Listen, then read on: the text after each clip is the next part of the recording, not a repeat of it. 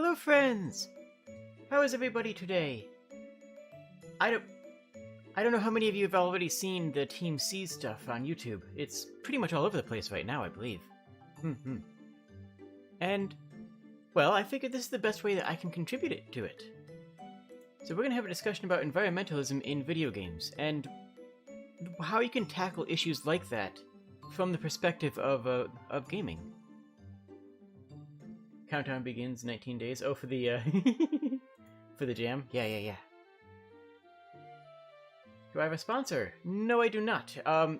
All donations for this stream are going to be donated to Team C's, which is a non-profit organization. So, I don't have like an official sponsor. Yes, YouTube, I clearly have 2 people, despite the fact that I can see 6 people in chat. Thank you, YouTube. YouTube, you're wonderful. I love it.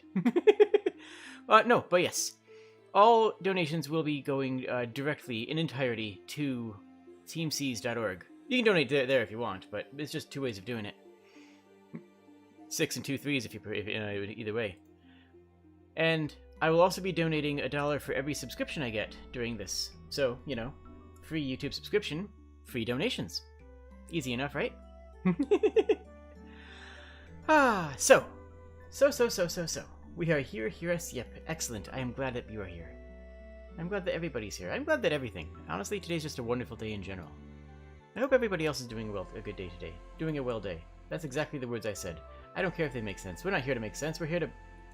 Okay, we're a little bit here to make sense, I guess. So!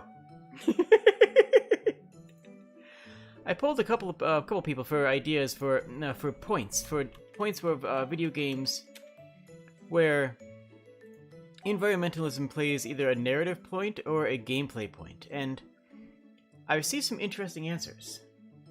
Good yips from chat. And I received some very interesting answers. I'm going to start out with the obvious one. We're going to start out with Final Fantasy VII. Everybody knows that Final Fantasy VII has a large environmentalist message. The entire first half of the game is literally undermining the power plants that are hurting the Earth. The power plants that are creating energy for a city are damaging the Earth in an irreparable way. Like, that's just a surface level reading of Final Fantasy VII. That's just a basic reading of the text. That's not even like getting into like any subtext or hidden messaging or background noise. It's like, no, that's just straight up. You are playing a group of people who says, hey, those big power plants, they're hurting the planet.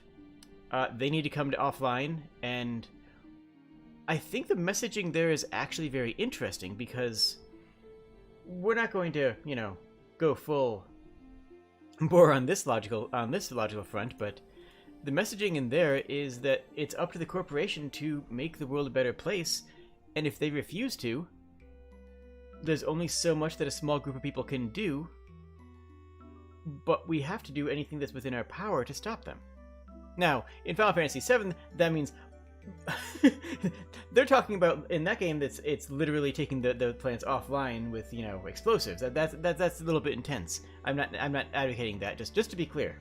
But that's the messaging behind it. The messaging behind it is the corporations are evil and they're not going to stop. And if they're not going to stop, well, we have to stop them. And I think that a more earthly version of that might be protest. Might be, let's take up ourselves against the corporations that are making this. Because if any of you saw Mark Rober's video or Mr. Beast's video on the Team C's, the thing, the starting point is like they're showing these communities where there is no trash pickup. There is no trash pickup at all, so people dump their trash in the river because they have nowhere else to put it. Their government is not willing or able, I don't know which it is, and frankly it makes very little difference, they're not willing or able to take care of the trash. And if they're not willing to do trash pickups, then what do you do? Like, what do you do with your trash? So the people who live there are in abject poverty. These are not areas that are cared for. They're not areas that their local governments feel comfortable putting resources into. They don't care enough to put money into stopping these people from putting trash into the river. One moment here. Actually, I'm going to grab a screen clip from... If you haven't seen Mark Rober's video yet, definitely queue it up. That's fantastic. But yeah, they have no choice. That's the real tragedy, is that they have no choice. Here, let me grab this here.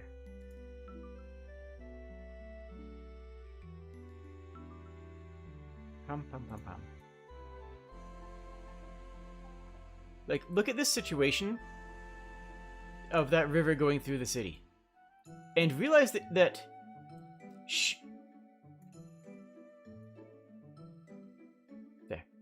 And realize that she's just as angry about the situation as any of us are. Like, there is literally no place for her to put her trash. There's no place to put the trash at all. Like, it's either there or you stack it inside your home, and it's unfortunate that it comes down to that. So that sediment flushes down to the river. Only 1% of the rivers in the world produce somewhere around 90% of the trash in the oceans. And it's because of situations like this in impoverished countries where the government doesn't do trash pickup for the areas that it doesn't decide are worthy of supporting. And it's tragic. It's tragic. But it's something that you can't... They want it to be picked up. They want them, the people to care for them. They want, in the case, like in the case of like Final Fantasy VII, there are people who want it to be better, but the establishment, the corporations, or the government that's in charge of managing it, isn't willing to make a difference. Isn't willing to make any difference at all. And again, yeah, but in Final Fantasy VII, that means a little bit more direct action than than most people are willing to do. But I mean, yeah, it's also true. Like, is that the fault of the people who live there, or is that the fault of the government that is not willing to pick up their trash? I would argue it's the fault of the government. The people who live there have no choice. They in effect are forced to litter, to pollute, in lieu of a better solution. So, what do you do about it? What do you do about it? Well, you have to take it to the government level. I mean, yes, you can donate money to these causes, which you should do. You should absolutely do. You should help the people there. And, well, at a certain point, you need to petition the government. You need to, protest. You need to stand up. You need to make your voice heard as someone who wants to do something. Hello, Tezzy, and Sapphire, and Amber. Hello, everybody who is here, and everybody who is wonderful. And if you're here, you're wonderful. There's a YouTube channel who went out to a beach net and got free seals. Wait, what? Hold on. Oh, free the seals. Okay. I was thinking I get free seals. I'm like, wait a minute, you got free seals? Nice! That's a good deal. This YouTube channel went out to a beach with a big net and free the seals. And they can, yeah, and that's going to be something you'll see a lot on YouTube over the next couple months. Mr. Beast, one of the more prolific channels on the entire platform, is spearheading this, and I am proud to be a part of it. So yeah, definitely signal boost this. Hashtags Team Seas is trending on basically everything. But yeah, what other... I want to hear from you guys as well. I have some definitely more examples to go through, but I think that there is this concerning idea of personal responsibility. There's this idea of people saying, well, the individuals are responsible for littering, and ignoring the bigger issues at play here. The issues at play on the government level, the issue at play on the corporate level. Corporations making plastic wrappers for single servings, well, there it is. They are just as at fault, are they not? I mean, I feel like they are. The corporations that decide, hey, we're putting this cookie in a different wrapper for every single cookie, well, okay. What do you expect people to do with it? And Like, you can't accept, like, that's unacceptable, right? Like, that's not something that you should accept. In case of hey. It's, I am say so. Say socialist. Okay, no, moving, okay. But yeah,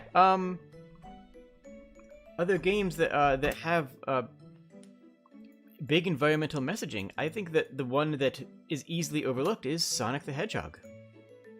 Like, the entire base concept of Sonic the Hedgehog is that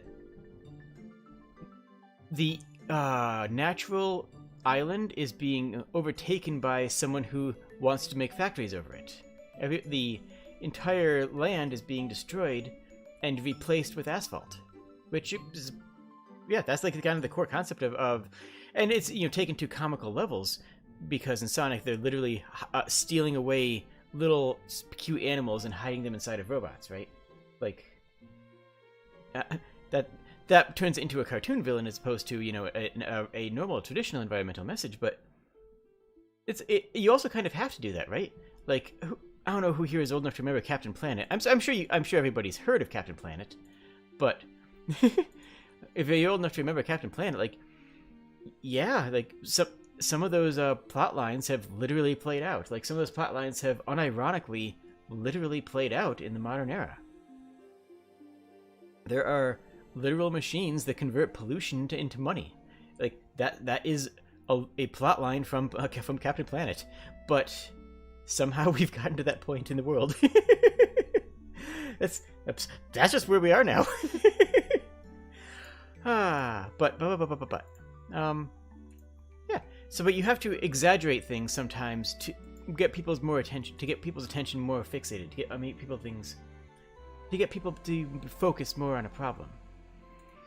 So in Sonic the Hedgehog, seeing trees be converted into, you know, nothing, you know, burned down to power asphalt, and seeing cute little animals be trapped in machines because evil without any real reasons, gives even more of an imperative than the mundane reality of, well, sometimes things get bad, sometimes the world, you know, just people litter, or sometimes companies and governments just don't care enough. So by making it more explicit and blatant, I think that we actually make it more relatable. By going over the top, we sort of, I don't even think it's like an Overton window thing. By going over the top, we just sort of land at a better understanding of what's going on.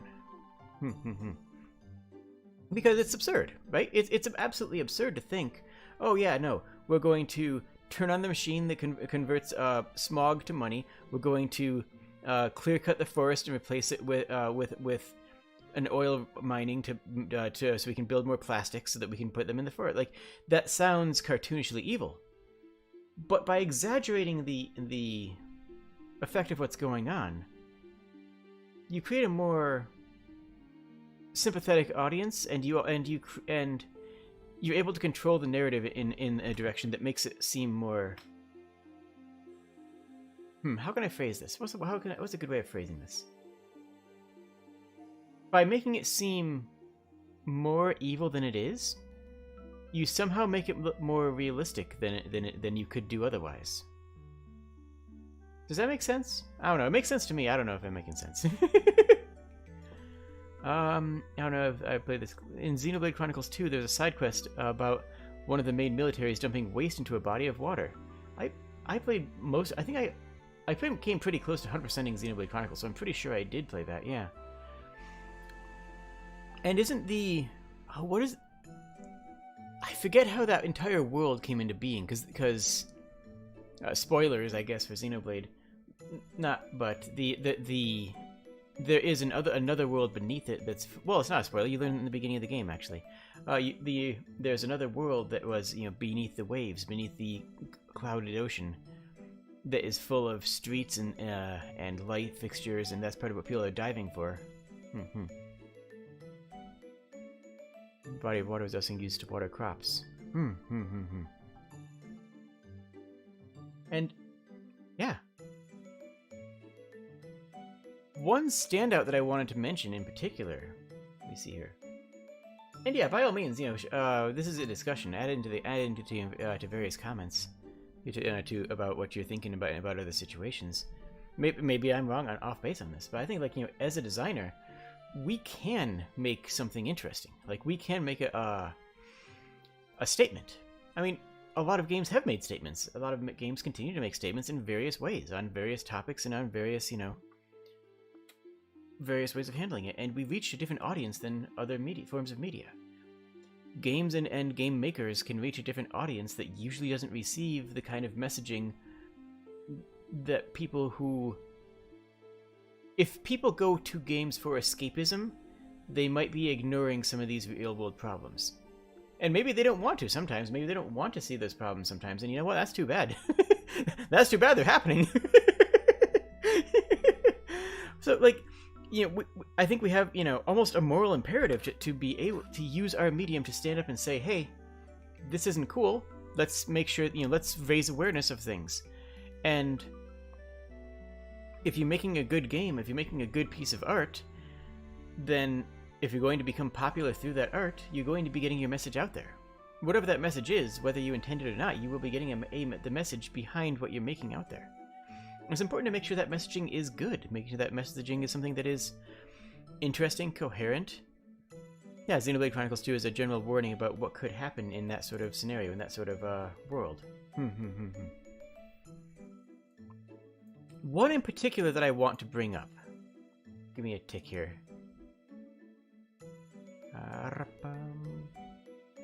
Give me one brief moment to pull up a thing, and a thing.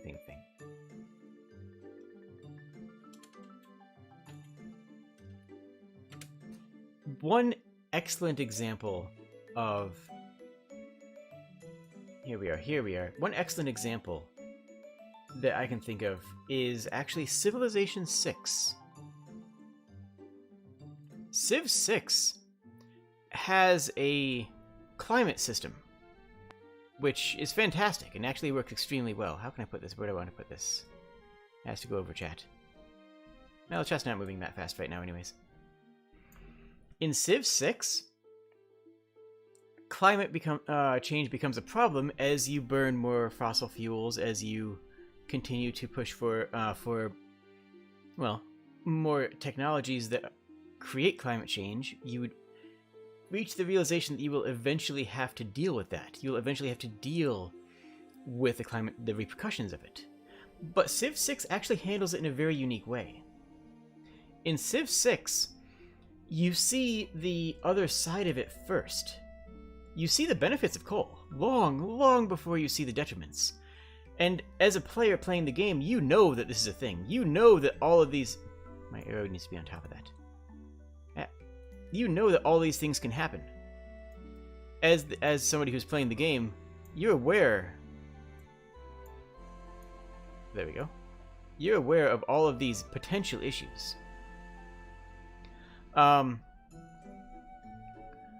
But as you play the game, you start out with unlocking coal. It's like, oh, cool, coal. I need that for military purposes. I need that to build muskets. I need that to build rifles. Oh, coal. I can make a power plant. I can build a Ruhr Valley. I can burn anthracite. I can power my cities. I can ascend and make my civilization stronger. You are directly incentivized to burn coal, because otherwise you will be at a deficit. You will be working from behind. You will have a hard time keeping up with other civilizations that are burning coal. If you decide from the beginning of the game that you are not going to contribute to the climate change, you're probably going to lose. I hate to say it, but that's the genuine truth. And there's a very interesting, Breath of the Wild. I'll get to I will actually be talking about that one in a few moments, Eric. There is a very genuine concern there, and one that is very reflective of reality. Yes, it is an expansion of. It's on. Yeah, it is on one of the expansions of 6.6. So you see how tempting it is, and more importantly, you see the position that a couple of other of our real-world civilizations are in. Imagine being in a small third world country right now. Third world is a meaningless phrase. Honestly, that's a dumb, but it paints the picture for most people in North America, and that's where most of my audience is. Imagine being in a smaller country right now that is behind. Just straight up, let's call it behind. They're behind on, in the Civ 6 perspective, they're behind on technology, they're behind on resources, and they're behind on infrastructure. And you know that if you could get a coal plant online, that your civilization, your country, your cities would prosper. Because you can look at the civilizations that have built these plants.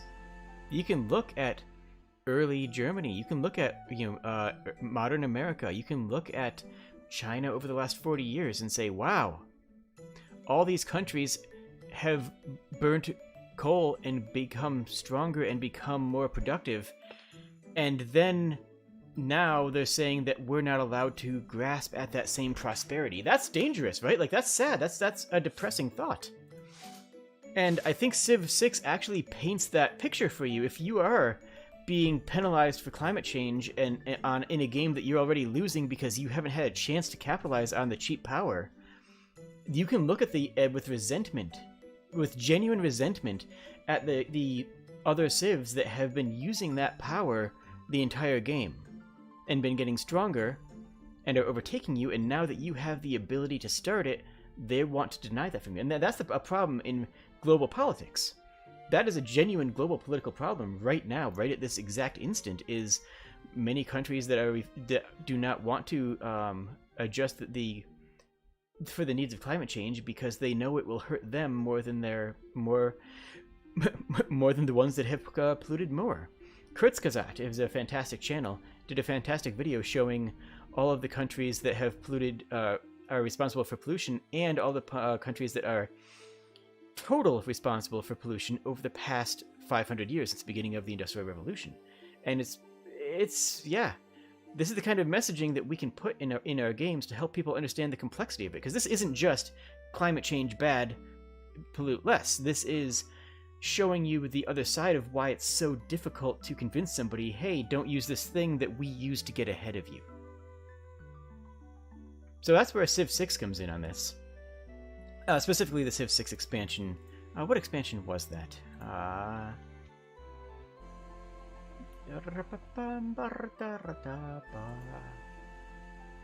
Gathering Storm. Yeah, that was the Gathering Storm expansion for Civ 6.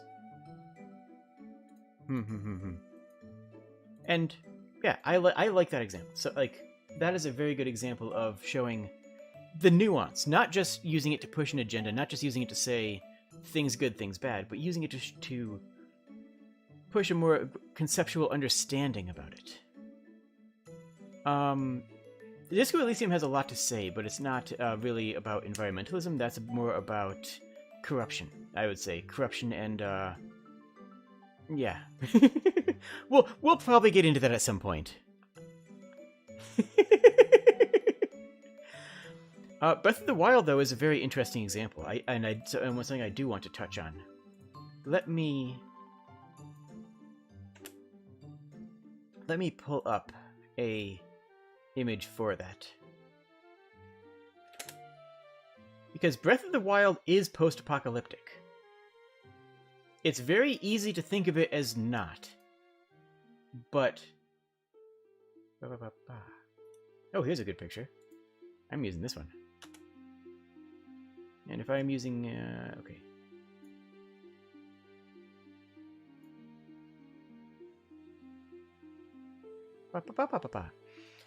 Breath of the Wild is a post-apocalyptic game.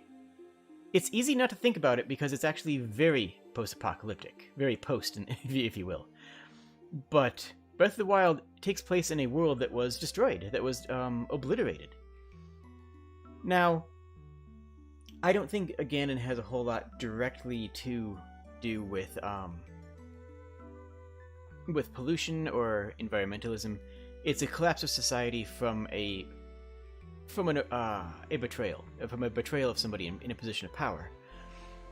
But still, you can see the landscape being littered with these giant machines. You can see the landscape being with hundreds of broken down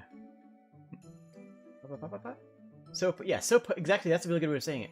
So posted, you don't see how posted it is. Yeah, because let's be honest, if you play Fallout, the world looks like it was nuked yesterday. Even in like the later games that take place hundreds of years and into a world that should be reclaiming itself, you can find magazines which would have decomposed, you know, within 20 years of the nukes dropping. Fallout is, in a real sense, almost mid-apocalypse. Like, it's very close to the apocalypse. Breath of the Wild is a world that has gone through an apocalypse and is starting to become reclaimed. It's starting to be a world that's starting to recover from an apocalypse. And with Breath of the Wild, it just seems natural. It does. It just seems like, you know, that's the natural state of the world. But the more you look around, what I noticed, and everyone's going to be different on what they notice. Well, the more I looked around Breath of the Wild, the more sort of depressing it was to look at all these places that were shredded, all these homes, all the people that must have lived there. Because everywhere you go in Breath of the Wild, there is... There we go. Everywhere you go in Breath of the Wild, there is detritus. There is a broken world. There are people who have passed away, and buildings that have been decimated, and left everything in its wake.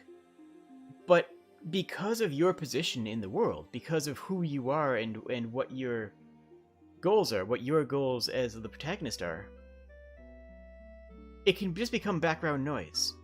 It can just become, oh, yep, that's the world. Things blew up. Whatever. It becomes background noise, and you don't pay active attention to it, which honestly is very on brand for Nintendo. Nintendo doesn't like to make broad, sweeping political statements. They like to make more subtle ones, like, hey, look, the world got destroyed. Nature's reclaiming it now, but the world is absolutely destroyed, and there are pieces of it that will never recover because of this corruption. And Nintendo has been very good at doing it in a subtle and deniable way. Like, sort of the opposite of Disney, if you think about it, because Disney, you know, yells, "Oh yes, our first gay character!" for like, how many times have they said that? I think like 10 plus times they've claimed to have the first gay character, and then the character has no representation whatsoever at all in the game. Nintendo takes the exact opposite route and says, "Hey, these two characters in Animal Crossing might be gay, might not be, whatever, that's up to you to decide." They very clearly are, but like, they don't draw attention to it and just let them exist and let them be a part of their world. Likewise, Breath of the Wild isn't yelling, "Hey, the world's going to be destroyed, the world's exploding, oh my goodness, look at this catastrophe." It's just this quiet background noise of the world. You just walk around and say, "This is the world now, I guess. This is what the world is. This is what the world looks like. This is what we have to deal with." It doesn't make a statement, but it doesn't yell a statement at the screen, but it very clearly makes a statement. Does that make sense? I think that makes sense. There's also a mini game where you have to hunt down overgrown deer population. I don't remember that one. I may believe you, but An invasive species, honestly, that could be an entire other Scream discussion. Invasive species is you know, a big problem, and a lot of the waste that's in the rivers is actually river hyacinth, which is an invasive species. Because river hyacinth gets out to the ocean and just becomes more trash. Effectively, even though it is a plant, it becomes more trash in the ocean. It's in Hateno? Ah. Breath of the Wild is an amazing game. Really is. It's just a phenomenal game all around.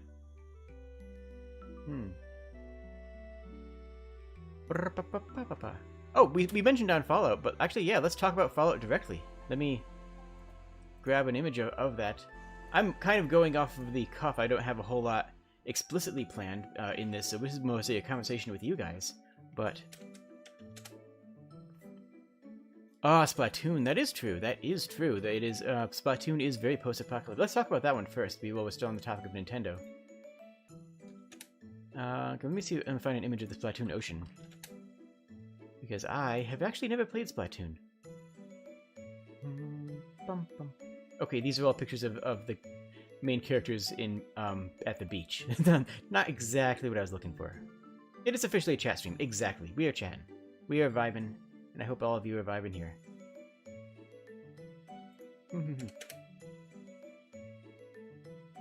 Alright, so tell me about Splatoon. Like, let's just put it right directly to you guys. Because as somebody who has never played Splatoon, what does Splatoon have to say? I am genuinely curious.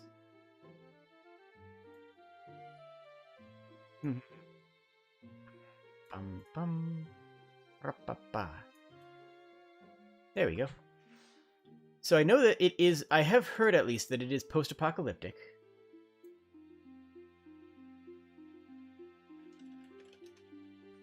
And I know that the Inklings are allergic to water or something like that.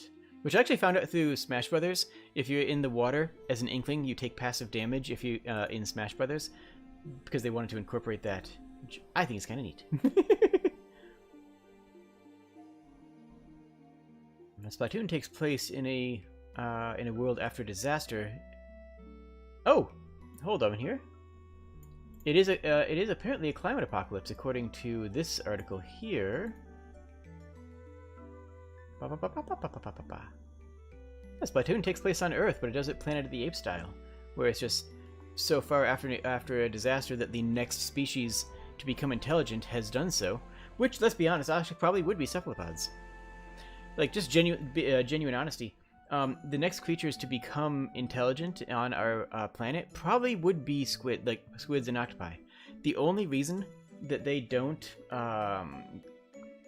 bring more knowledge is because they don't live long enough to.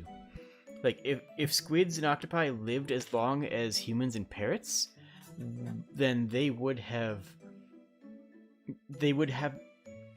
probably learned to pass down information, and passing down information becomes speech, and speech speech in some form, of course, or whatever that would mean to those animals. And yeah, Splatoon takes place on Earth. 12,000 years prior to the games, apparently.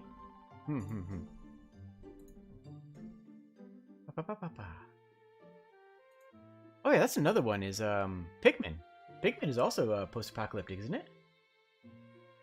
They may have been forced out of the water due to the pollution. Oh, that is an interesting take. And the water would have become acidic, right? The water, there's a good chance that the oceans could have become acidic in that case.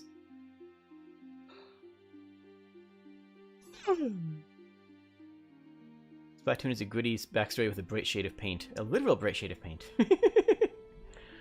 Yeah, and that is interesting.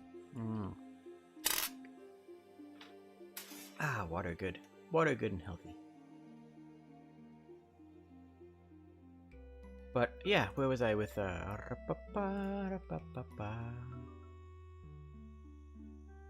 that's what I wanted to grab. Yeah, keep telling me more about Splatoon, definitely. I'm curious upon it. Pikmin is post-apocalypse, yes.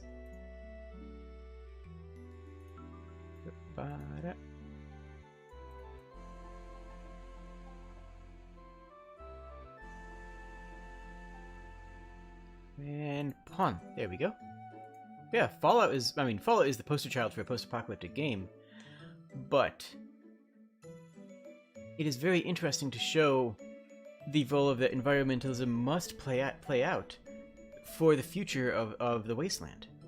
Aside from the fact that it becomes a game where it becomes a world rather where sustainable practices are the only practices that can functionally work. Like, you must be getting power through hydroelectric or wind, because, well, all that's like there's no real coal in Fallout, but the world is full of litter, and that and nuclear energy is all that you have available to you. It's all that you can do. And hello, Luna, how do you do?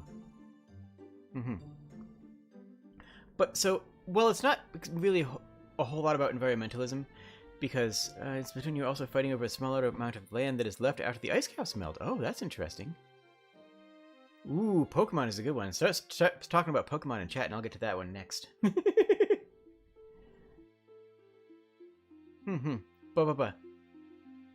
So, well, the circumstances of Fallout aren't really about environmentalism exactly. It's more about political saber rattling. It's more about a world that went to war, rather than an environment that was left to be destroyed. I do think that it does show some interesting points in how to recover off of that. And it also shows a very visceral, trash-filled world. It shows what the world looks like when there is no trash pickup when there is no one who cares anymore. When there's no one who cares anymore to clean up. Let me see here. But yes, go off about a Pokemon and environmentalism. I am curious about that. Yes, Pikmin games take place on Earth long after humans are gone. Much human evidence is presented through the games, through various items that are found on the ground, and through various trash and trinkets that are being recovered and used and repurposed, truly, by the main character. In Pikmin 2, you're specifically taking things the human left behind and selling them to a company to get yourself out of debt. So you're scavenging. You're becoming a scavenger of the wasteland and cleaning up trash. And I don't know properly if that version of cleaning up trash is exactly the messaging, is ideal messaging. Like, I don't know if that kind of messaging is the kind of perfect messaging that we want to have, right? It's not... How much of a statement is it really making beyond the humans are gone? You know, it's not really making a statement about environmentalism, it's making a statement about that there is trash, but it's not making a statement about where what caused it and what we can do about it. There's not a whole lot of answers to be found in Pikmin. You know what I mean?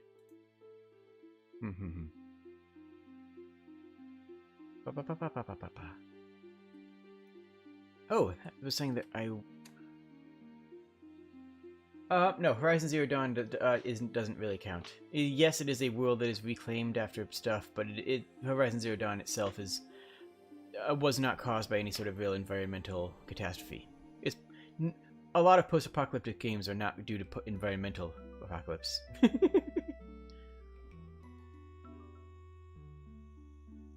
It does say that there is a lot that we will leave behind. That is true. We will leave behind a world that is covered in asphalt. That much is very true. And that's something that we have to consider. I mean, that's our legacy, right? That's going to be our legacy to, to the next generations and the generations following that. They're going to look back and say, wow, around the 2000s, what was going on up there? And Horizon Zero Dawn was not caused by ecological collapse. Horizon Zero Dawn was caused by a military-industrial complex that created a Grey Goo Scenario in which all organic life was being converted into other materials. That's a Grey Goo apocalypse. That's not an ecological... yeah, it's an ecological collapse in the sense that everything died, sure, but but it doesn't really exactly track onto what we're discussing. It's not good.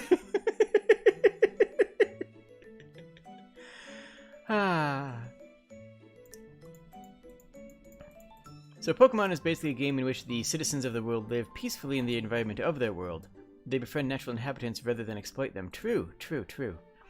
Though they do say, even in the very first game, that Pokemon used to be used as tools of war. That's actually the very beginning. You say that peacefully, what happens to Pokemon you don't catch? There's a ecosystem. Like different Pokemon kill and eat each other. That's actually explicit text in some of the games of various Pokemon predating on other Pokemon. That's just canon. Never heard of the term Grey Goo. Oh, we get to talk about that briefly. This isn't exactly relevant to what we're talking about with the environmentalism tracks, but the Grey Goo scenario is very interesting. Imagine a nanomachine.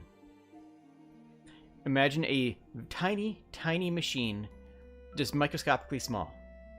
And you tell that machine, take carbon, turn it into more of yourself. Replicate yourself. That's all. That's its only instruction, is to make more of you. And what does that do? Well, that causes the entire world to be destroyed. That would cause a chain reaction scenario in which every bit of organic matter would be converted into these little nanomachines, stripping the planet bare. Stack. Here, I'll put on a infographic on that right here. Punk. Yeah. Grey Goo scenario. Make sure my arrow's on top of it. Grey Goo scenario is you make an assembler. Converts organic material into more of itself. The assembler is programmed to make new units identical to itself. Each unit follows the same programming to consume and multiply. The manufacturing rate becomes exponential, creating more assemblers. The assemblers would eventually strip Earth of all organic matter, leaving only nanomachines behind. It's called the Grey Goo because, well, a sea of nanomachines would be just a gray, paste. It would basically be a paste, and every single machine in that paste would be searching for more organic matter to convert into itself. It's an apocalypse scenario. It's an end of the world scenario. It's like,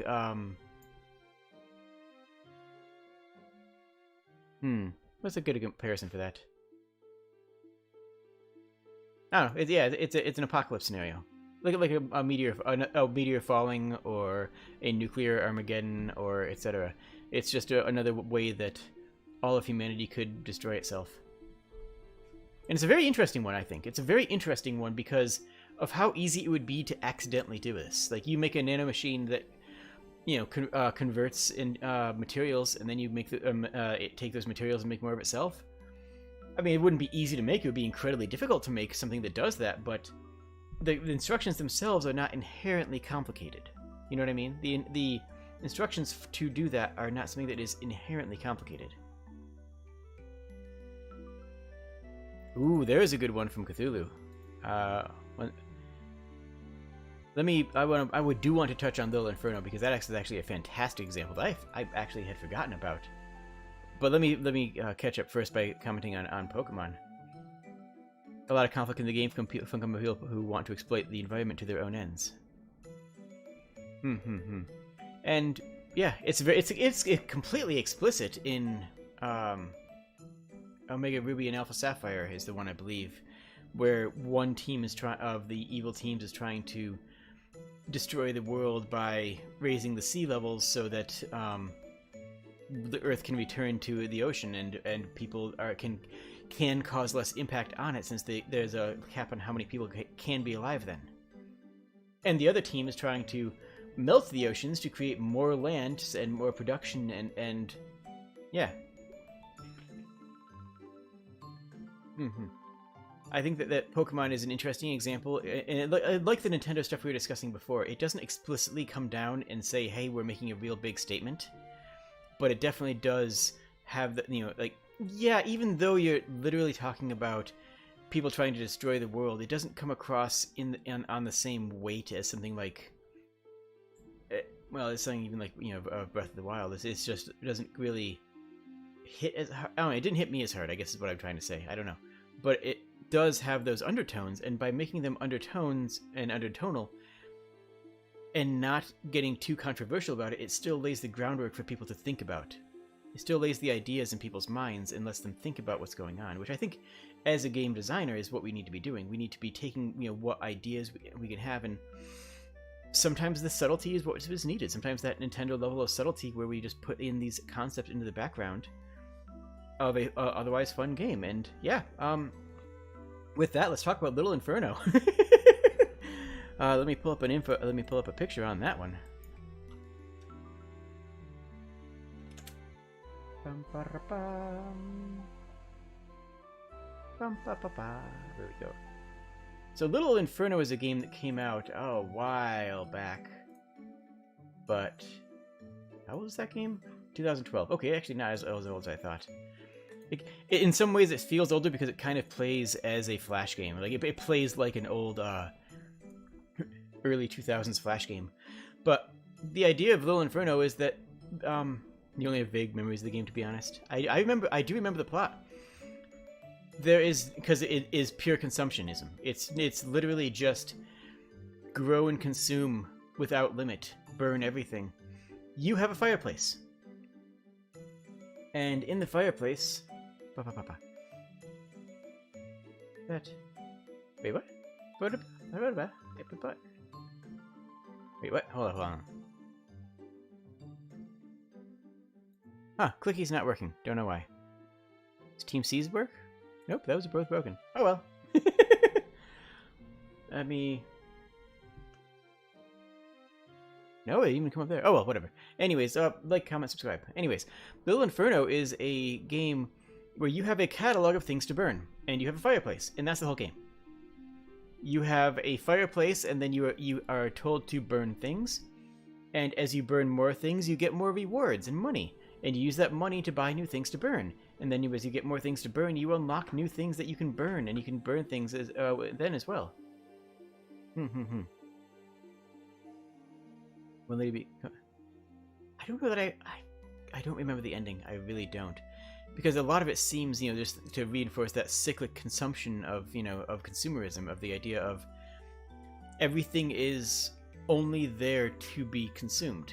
You don't buy a toy to play with it. You buy a toy explicitly to set it into a fireplace and burn it and watch it burn with pretty colors. And I don't remember the villain's motivation, but I do remember that the entire world is covered in a cloud of smoke, which causes the temperatures to plummet because there's no sunlight getting anywhere. And everybody has these little Inferno branded fireplaces that they use to burn things to keep warm. And then to keep warm makes more smoke, and the more smoke goes into the atmosphere and densens the cloud layer, making sure that the company that makes things for people to burn stays in business. It sort of works on that carousel wheel of consumptionism, just where you always must be producing more and more. Well, there's no real reason to or compulsion to beyond self-replication.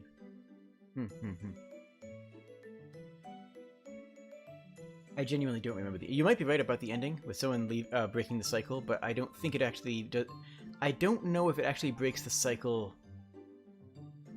on total, or if it's just one person who's figured out how to live off the grid, because that sort of ends up in a different plan either way. That sort of ends up on it as a different path.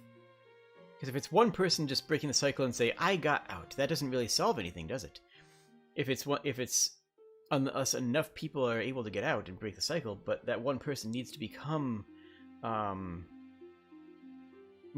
vocal about their ability to break the cycle and the benefits of it. They need to be able to tell other people, hey, I broke the cycle, I'm living off the grid, I'm living sustainably, I'm living in a way that does not create pollution. But it's the last part where you have to say, come join me, here's how I did it, here's how I'm still able to maintain a good quality of life. Those are the parts that you need to get out, because anyone here, anybody in chat right now, could literally pack up and find a hippie commune, because the hippie communes of the 70s are still going strong. Like, they still exist. There are people who are, who are growing up and living in a sustainable manner. There are people who are living off the grid. There are people who are living in, in isolated caves like myself, where, you don't have to worry as much about the troubles of the world. But unless you're able to tell other people, hey, here's how I did it, here's how I got to that point, here's how I was able to get to a position where I was able to find a community that was able to build our own, to feed ourselves and to provide for ourselves, it doesn't actually help the world. It helps you, and it helps some. It does help some, but it doesn't actually change the course of the world. You know what I mean?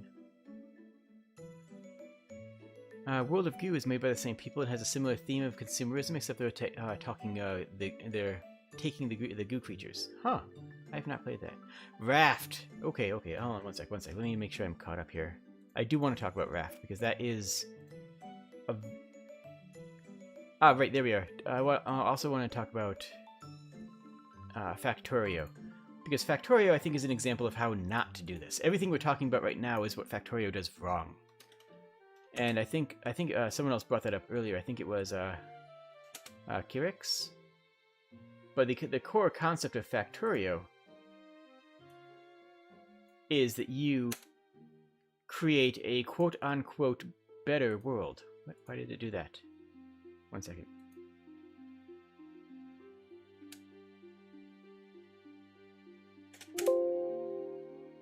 There we go. Oh, Satisfactory. I don't know the difference between them. I haven't played either one. I don't know the difference. I didn't realize those are two different games.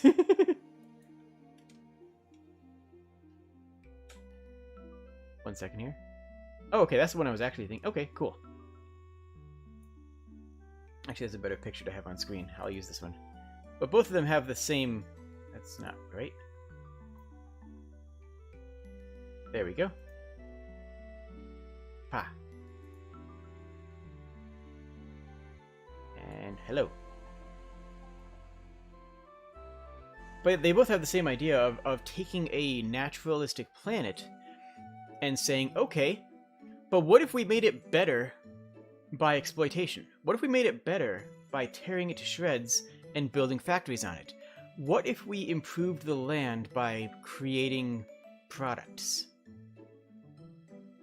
I think that's the opposite message that we want to be sending, isn't it? Like, I mean, I understand the appeal. The appeal is that you can create something very efficient, you can create something very unique and interesting, you can create something beautiful out of something that was already beautiful. The core idea is to say, look at this wonderful nature, look how we can turn it into stuff that is useful. But I think that's the wrong messaging. I think that we as developers and designers, and gamers ourselves, need to be looking at that and saying, whoops. Like, I think that's a genuine whoopsie doodle moment. Like, whoops, whoopsies. I think that's a fair and reasonable response, is to say, oh yeah, we accidentally did do that. Because what's the messaging in this game? The messaging is that the more things you can produce, the better. The messaging is that an efficient world is better than the natural world. The messaging is that we can consume as much of it as we need. There'll still be more over the next horizon. Well, we've run out of horizons here on our planet, which is part of why it's so appealing, right? Like, we don't have any more new lands to colonize. We don't have any new worlds that that are accessible to explore right now. Mars is still going to be 60 years off of realistically getting a foot on there, as let alone a colony. I don't expect to see that's something that most of us will see in our lifetime in a meaningful long-term way. And even then, it would require terraforming to really get going. And then there has to be an incentive of why people would do that, as opposed to like living in as opposed to living in New York. Like, why would somebody want to go there? Like, we are long, and so we don't have any new worlds to discover. We don't have any new lands to plant flags on. There are no new islands that we can walk up to and say, yes, this is mine, and I can build a new society and a new civilization of people that will. There's no place for that now. Everywhere is claimed. I'm outside of, like, everywhere that's accessible is claimed. Like, yeah, there's technically a few uncontacted regions in eastern China and the depths of rainforest areas, and in some areas in sub-Saharan Africa. But even then, a lot of those areas have peoples in them, have indigenous peoples who who are living living valid lives, right? So there's a desire for colonialism. There's a desire to say, what can we do to live the quote-unquote glory days? Because it was only glorious for some people, right? It was only glorious for the people who were making profit off it. How can we do to relive the glory days of finding a new land and saying, hey, what can we profit off this? What can we make? What can we take from this land to serve ourselves? Because I'm not going to lie and say that's not satisfying. It is. It is. Something like, a Minecraft or a Factorio or a Satisfactory is just really appealing, and I don't know if that's because of the world that you and I were brought up in a world that glorifies the manifest destiny of the United States, in a world that glorifies the conquistadors in Central America and South America, the world that glorifies the Dutch conquering of the Caribbean. Like, I don't know if we love it because we have lived in a world and we grew up in a world that glorifies that, or if it's something inherent to that is just really primally satisfying to find and stake a claim and make something out of something else. Like, maybe that I genuinely don't know. I genuinely don't know. But it's something we need to address. It's something we need to think about. Since games are about challenge and conflict, games are often present their environments to be something to be conquered and overcome rather than lived in the way that we saw, similar to the way that colonialism presents environments as well. I agree with that. I think that's a very valid statement. You always notice that whenever there's a charity drive by a Twitch channel, you've never seen one support environmental charities. I've seen a lot more environmental charity support on YouTube than I have on Twitch, but you raise a good point. I don't know why. That's actually an interesting point. I don't know. That's actually, yeah, no. Because there's also Team Trees a couple years ago, and now Team Seas now for this, so that's a very salient point. I don't know what to... I'll have to think about that one. I don't think there's anything inherently, you know, environmental about YouTube. At least not that I'm aware of. But there's the idea of, you know, like, okay, here's this swamp. What can we turn it into something else? And instead of saying, hey, here's a swamp, there's a cool frog that lives here. There's a beautiful plant that lives here. There's an entire ecosystem under the water that you can't see in addition to the one above it. There's a place that's inhospitable to humans, but it doesn't need to be because it has its own life and its own supply chains and its own, you know, its own chains. And saying, well, this would be a great place to put a Bunsen burner. Like, which brings me to a game that I very, very much want to bring up. And I wasn't... second here. I wasn't sure if I was going to bring this one up. I'm okay, I take it back. I was absolutely sure I was going to bring it up. But... Where's a good picture? Where's a good picture? There's a good enough picture. Wink. You think a part of it is that we should... wait. You think a part of it is the can we, should we questions. Yeah, just because we can do something doesn't mean that we should. That's a very good point. That is a very fair point. I want to talk about Spirit Island. Spirit Island is a board game. Spirit Island is honestly just one of the best board games I've ever played. Just mechanically. The mechanics of the game are phenomenal. I won't go into it. I actually do plan to do a collab stream of Spirit Island with people in the future, because it's just such a good game. But from the topic of environmentalism, Spirit Island takes a path different than most of the things we've been talking about. You love you some Spirit Island? Same. Spirit Island, you play the role of island spirits. You play the role of the spirit of the rivers raging through the earth. You play the role of the vital strength of the ground. You play the role of the fire and of a god of prairie fires and rebirth.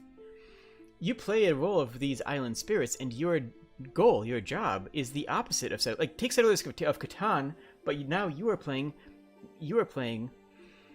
the opposite side. You are playing the island, and your job is to get the settlers off the island, support the indigenous life insofar as you can, and burn down or destroy or flood or otherwise terrorize the settlers.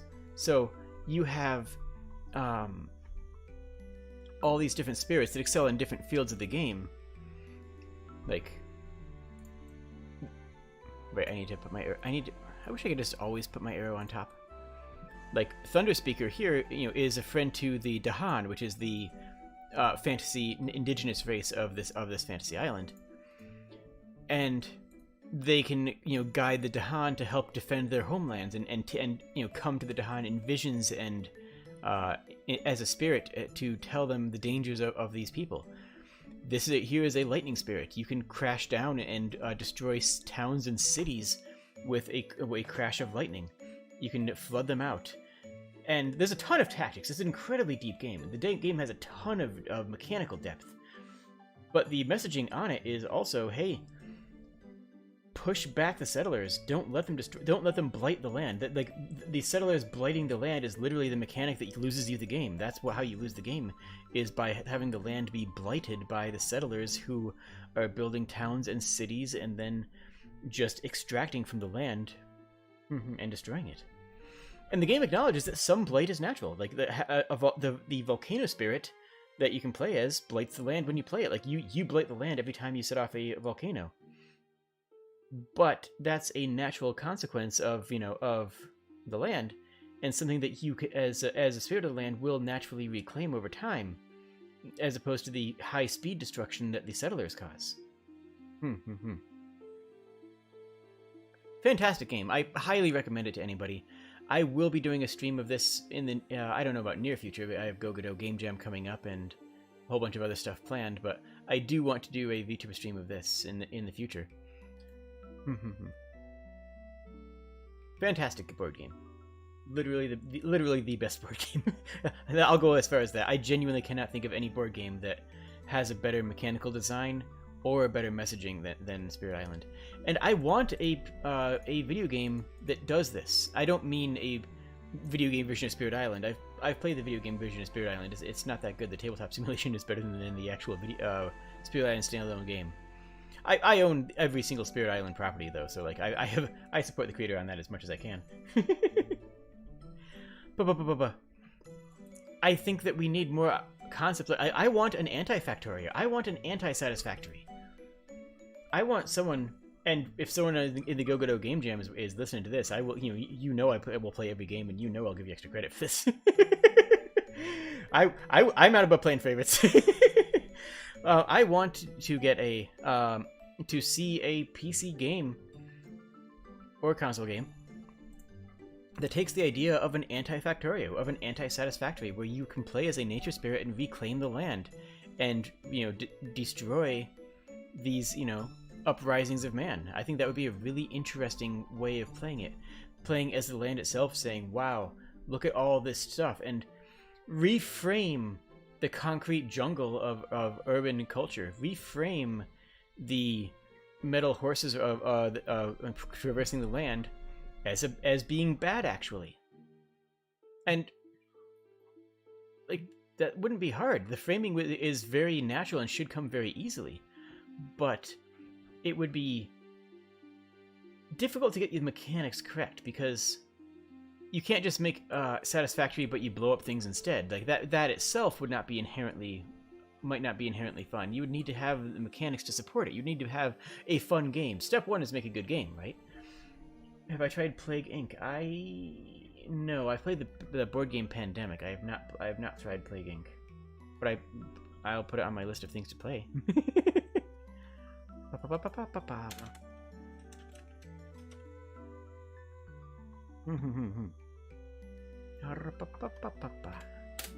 Okay. Oh, on the note of we were discussing earlier about civilization and how that encourages you.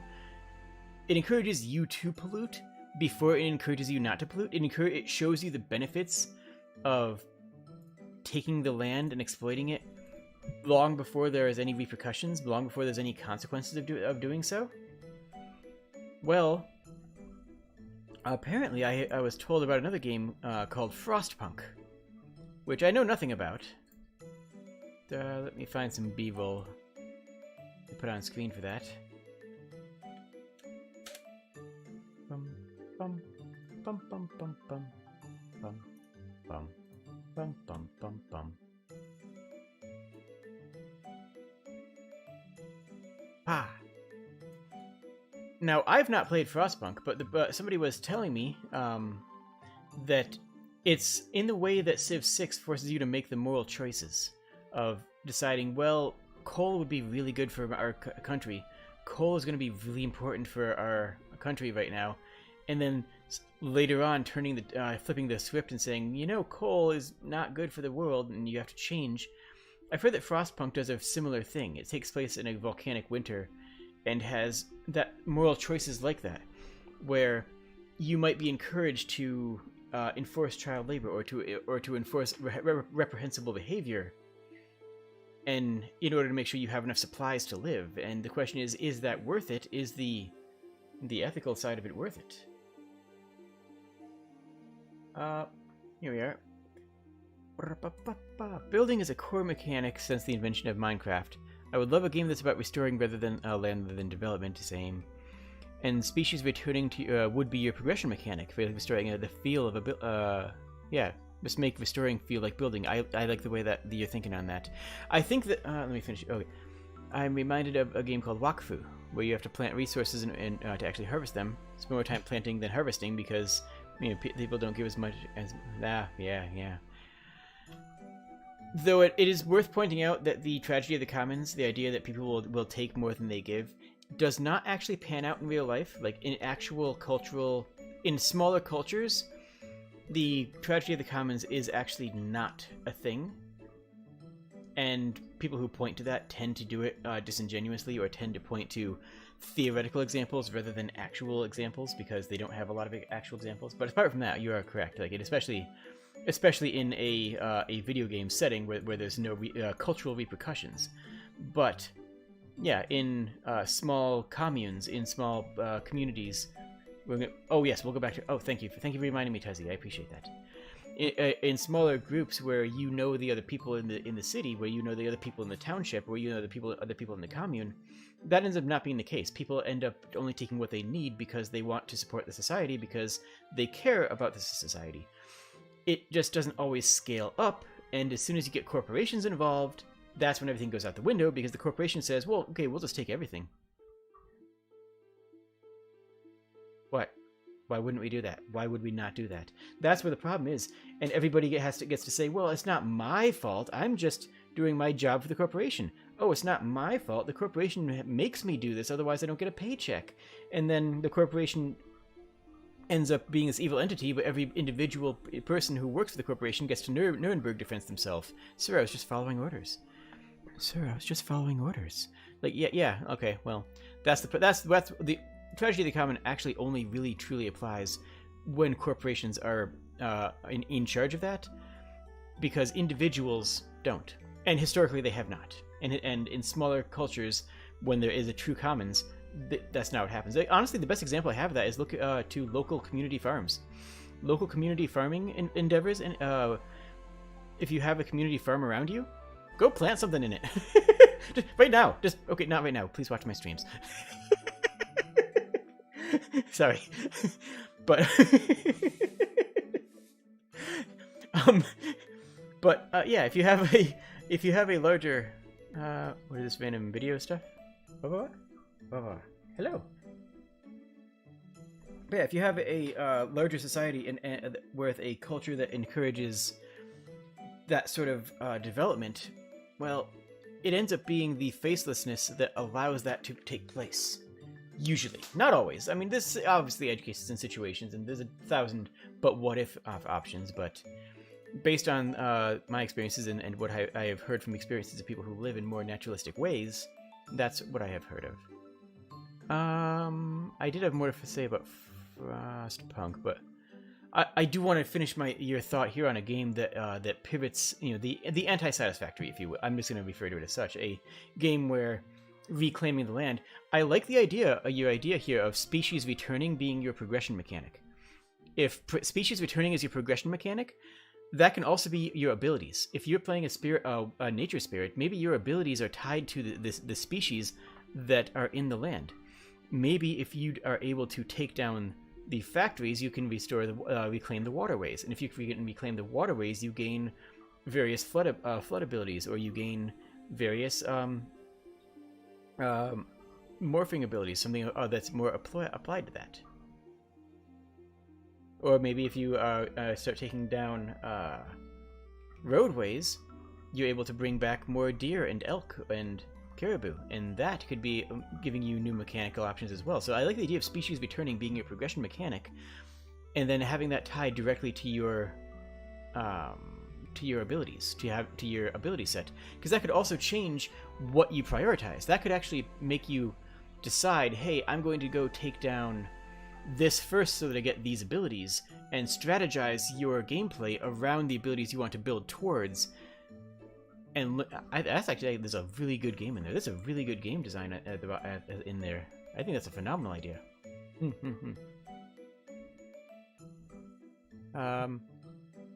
Raft, yes. So Raft, I think, is very odd. One second, let me pull up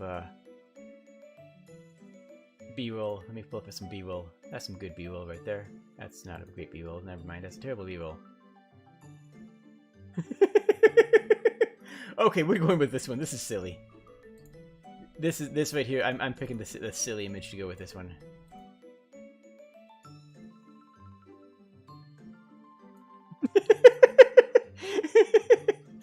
This is apparently what happens if you set the trash to max, because the trash only appears in the area that you're within a certain range of your raft. So he just puts you into that current. No, I should find some better B-roll. I should find some better footage there. Shouldn't even be hard. But I had to share that image as soon as I saw it. As soon as I saw it, I knew that I had to share that. I'm actually not fine. There, this works.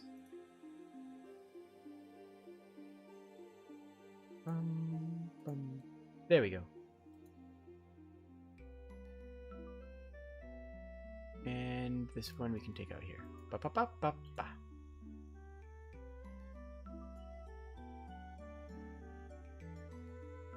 So in Raft, one of the core mechanics of the game is that you are at sea and dying, and the only thing that you have to build with is debris in the sea. The only thing that you have to work with is the detritus and trash that you pick up out of the ocean. And I'm kind of mixed on the messaging on that. On one hand, it does show how much trash there is in the ocean. It does show how much refuse there is. But on the other hand, that is something that you want. The problem is that in that game, refuse is your lifeline. Every time you see a barrel in the ocean, you go, thank goodness, maybe there's something in there I can use. You don't look at it with disgust, you look at it with joy. So I think there's a bit of cognitive dissonance there, where you look at the trash in the ocean and you see it as a valuable resource as opposed to trash. I have not played Subnautica, so I would be delighted to hear about that. I do plan on playing Subnautica in the future because I know it has a VR port, and I've heard that it's terrifying, and people like to hear me cry on stream, so, you know, I'll probably play it, get around to it then.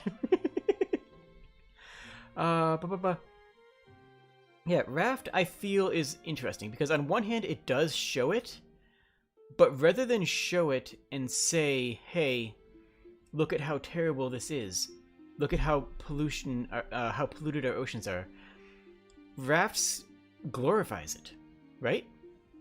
Raft glorifies the trash in the ocean and says, if you're caught at... I mean, it's absurd, and I don't think that anybody is going to actually say, if I'm caught at sea, I can survive on trash.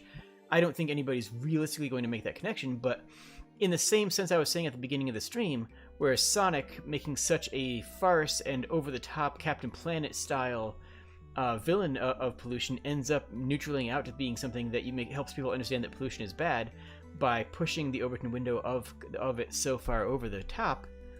I think that Raft does the opposite. Raft says, hey, look at how useful this trash is. Even though it's saying, look how much trash is in the ocean, it is, in the back end, in the player's mind, it's associating that trash with resource, with good, with positivity.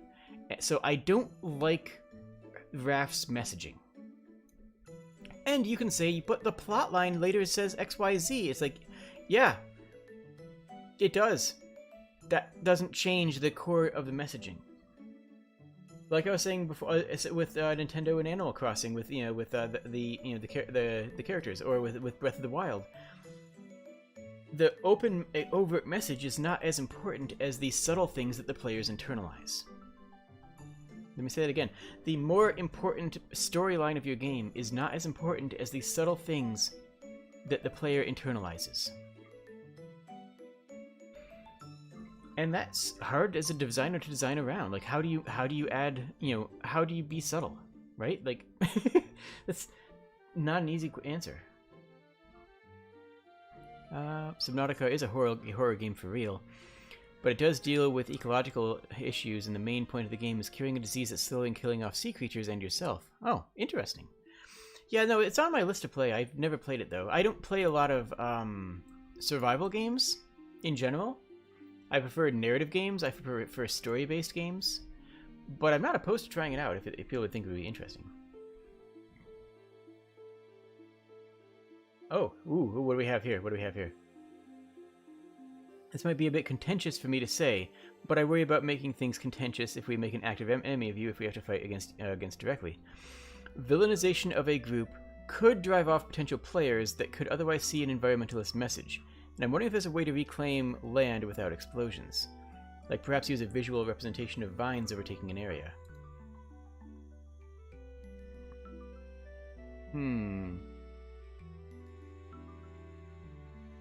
It depends on what you mean by it depends on what the goals of the game are. Like, explosions are fun. This is true. Let's see here. One sec. You know what? I'm gonna take this. I actually have a for the Go Godot Game Jam. I actually have a. I should put this on screen. Team C's, teamcs.org for donations, or any donations that you make to me during the stream will be donated in their entirety to that organization. So, if you make things contentious, I don't quite follow your first line here. This line here, I'm not quite parsing. I don't know why, but villainization of a group can drive off potential players that would otherwise see an environmentalist message. That's why I think that Sonic does it actually surprisingly well. I think that Sonic does it well because no one's going to argue and say that Eggman is the good guy, right? By making it so over-the-top evil, you turn it into something that can't be defended. We were actually watching some film theory videos the other night in my Discord channel about how making fun of villains, by making villains be pathetic and weak, you rob them of the power because sometimes people will look at the villain, like Star Wars. How many people looked at Star Wars and said, wow, Darth Vader's really cool. Wow, check out those stormtrooper officers. Check out they have the cool hat, they have the pins. Wow, fascism is kind of neat, isn't it? Like that's that. No one explicitly says that last bit, but it's kind of underlined in the rest of the thing. And I'm not here to dunk on Star Wars. That'll be a different stream. but by making something the villain, you run the risk of making it cool. You run the risk of having somebody say the Empire did nothing wrong. You run the risk of making a Boba Fett bounty hunter who is literally a bounty hunter who murders people for a paycheck working for a fascist organization and saying, but aren't they really cool? But aren't they, like, super awesome? Yeah, this is what we were talking about the other day in Discord. And no one says that for Eggman. By making it so over the top that it's unambiguously evil, by making it so comically bad that nobody can pretend that it's okay, you end up not actually turning people away from your game. Nobody says that Eggman is the good guy, because he's such an absurd parody of evil that nobody would think of it. Whereas people would think that the main character in Satisfactory is the good guy. People would think that you are playing a good guy in something like that. If we're dealing with a real-world issue, could villainization be seen as building a straw man? It could, if done poorly. And this is where you need to be conscious and conscientious about your work, because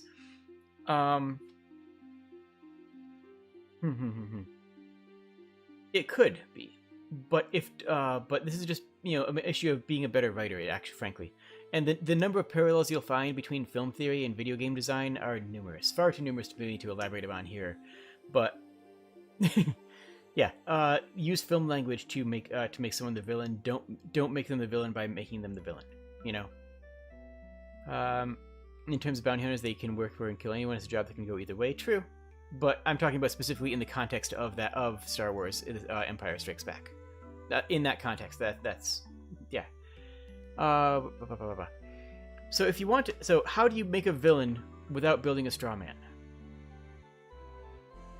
The easy way is to make a force of nature villain by making a villain that's over the top, by making the villain that is indefensible. No one's going to try to defend it.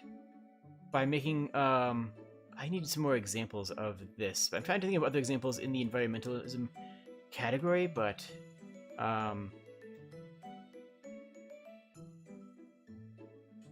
Kefka is a good... Pagan Min. Pagan Min is a fantastic example. Yeah, Pagan Min from... or Kefka, even better, from Final Fantasy VI, where the villain is not a individual specific, so much as they are just how can I describe this? One second here. Yeah, here we are. I'm just going to use a dictionary definition. Force of nature villain is a treated akin to a mystery unknown force rather than an individual with a distinct personality. Pagan Min isn't necessarily an individual person. He is just a representation of a dictator. Kefka isn't necessarily an individual clown. It's a representation of someone who has gone mad with power. It's the representation of the madness that infinite power can bring down upon the world. The Joker from Batman is an incarnation of fear and panic and the dark side of who Batman is. The Joker is not someone who's you're supposed to really understand as an individual. You're not supposed to look at Joker and say, "Oh, these are his motivations," which is annoying when so many modern media try to humanize Joker. Like, no, the point of Joker is that he's not humanizable. Is that he is a force of nature. He is just this chaotic entity rather than an individual. Sauron, Sauron from Lord of the Rings. I mean, tell me Sauron's personality. There isn't one. There isn't a personality of Sauron. Sauron is just sort of a dark floating entity of destruction. And that's it's a force of nature rather than an individual. In many cases, force of natures aren't villains are not necessarily even evil by conventional standards. Like, by conventional standards, they aren't necessarily good or evil. They just exist. Doomsday villains, like Doomsday himself from DC, but like Galactus or Omnicron from Transformers. Like, what's Omnicron's morality? Well, he doesn't have one. He just eats. He just walks forwards and eats. Like, yeah, he's not really a. Sauron's personality traits: Dark Lord, and Dark Lord. Yeah. Just sharing this because I think it's interesting. I learned this from a lore outside of a game, but apparently Kefka became insane after Magitech Night experiments. Sort of a Joker parallel. Yeah, but when you're playing the game, Kefka isn't a person. Kefka is a terrifying force. You hear Kefka's laugh and you shudder in panic because you don't know what's going on. You don't know what they're about to do. All you know is that they're here and they shouldn't be. Like, this is more of a primal fear. But yeah, in Transformers, Galactus. Wait, what's the name? No. I said it a few moments ago. The big Earth-eating robot in...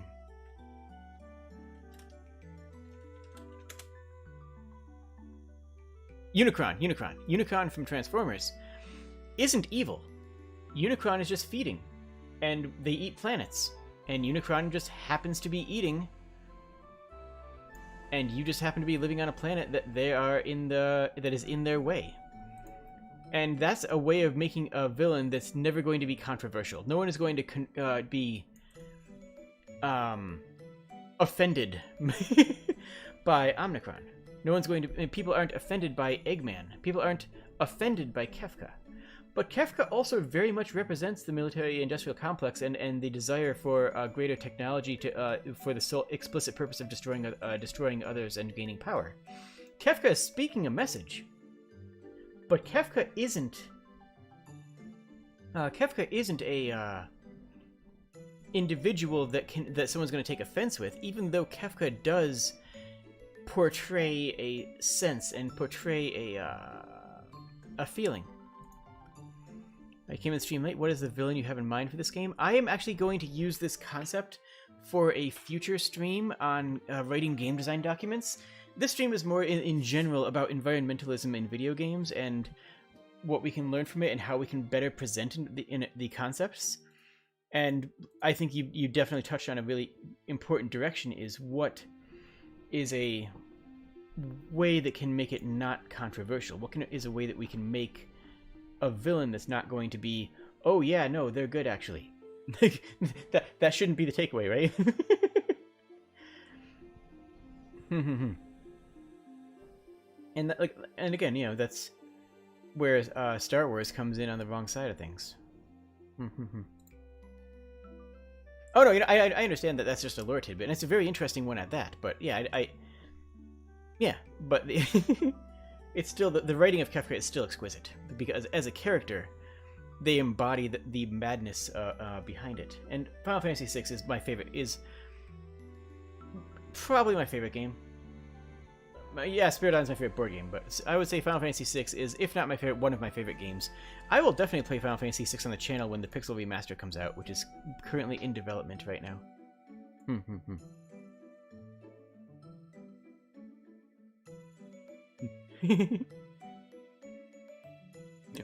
Yes, wipe the sand off my... Hold on, let me pull up some...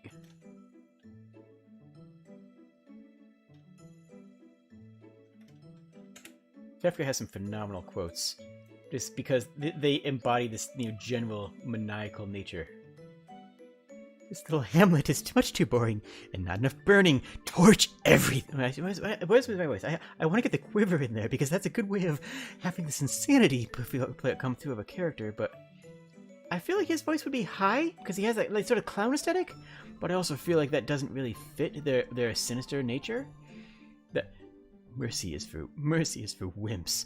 There's a reason that oppose rhymes with dispose. If they get in your way, kill them. Maybe the tremuletto isn't actually worth. I don't know. I have no idea how to actually voice Kefka. That's gonna be I'm gonna have to think about that before I do my Final Fantasy VI playthrough. How do you do Kefka's voice? Maybe just make it sound really indignant. You people make... No, I can't. He'd never be gravelly. You people make me sick! Yeah, just make him petulant, maybe. You make me sick. You sound like lines from a self-help book. If that's what it's going to be, I'll snuff them all out. Every last one of your sickening, happy, little reasons for living! You know what? I think that's probably what I'll do for Kefka.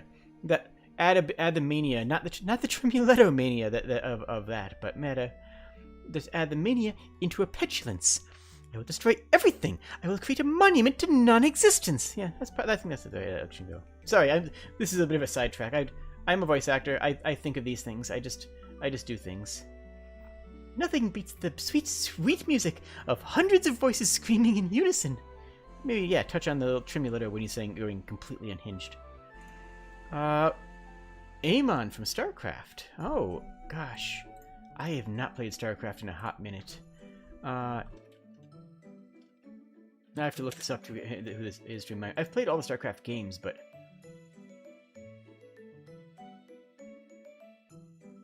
oh yes, the corruption of the Protoss. That is a fantastic force of nature villain. That is a villain that is more of an embodiment of a natural force of entropy in that case. Like, yeah, an essence of form. But that doesn't really fall into the environmental side that we've been thinking about. Chat stream turns into Jade trying to voice act Look. Yeah, true. There's that game where you land on a planet to try to terraform it, and if it fails, and now it's your job to find out why? Huh, I'm not familiar with that, but that sounds very interesting. We'll probably be going for another half hour. Keep the stream right around the 2-hour mark. Look, you ask a voice actor into a chat stream, they're gonna voice something. Have I had a single chat stream where I haven't tried to voice act something? I don't know if I can. I just don't think I can. It's not possible.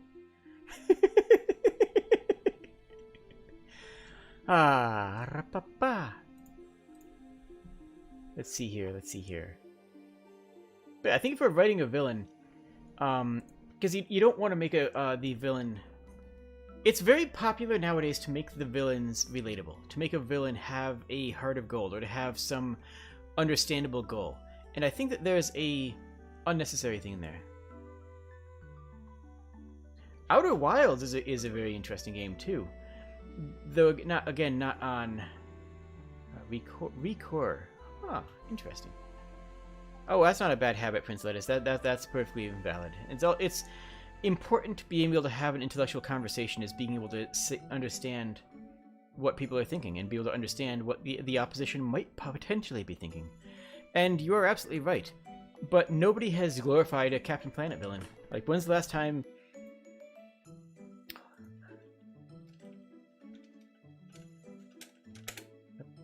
Bum, bum, bum. One tick again, pulling up more B-roll.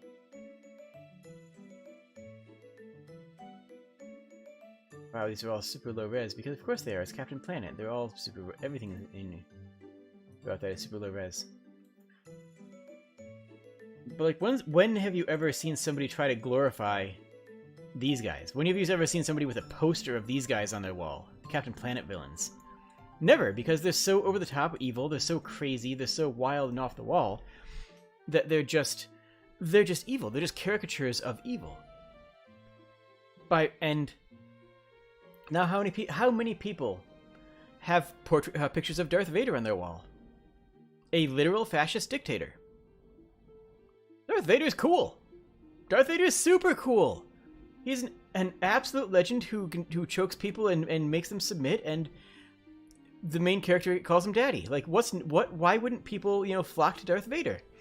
But if you frame the villain as, as comically bad, then you can't do that. You can't draw people in to a character like this. You can't make people compassionate to a character to a caricature.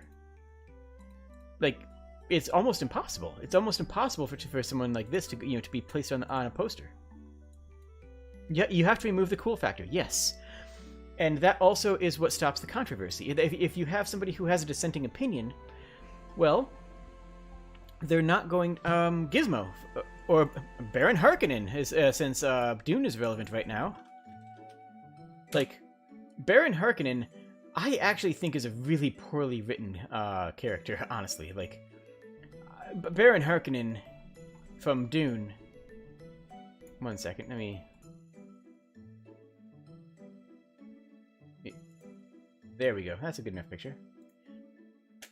Baron Harkonnen is literally what happens when you say, what do we do to make a character seem more evil?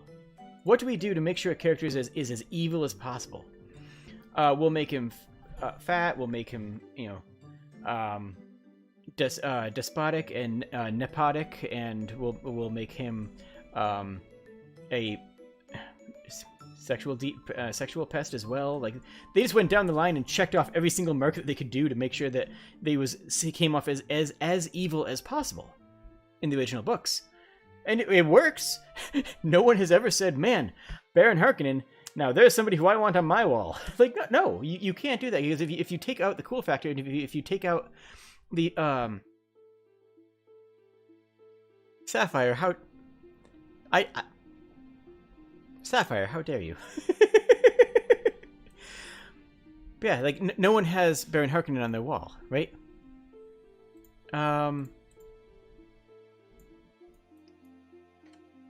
Whereas, who... have them eat babies, yeah.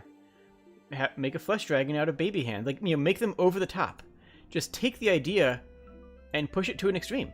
And be willing to roll with it. Be willing to say, yeah, no, this is what I meant. This is what we wanted. This is how bad it looks to us.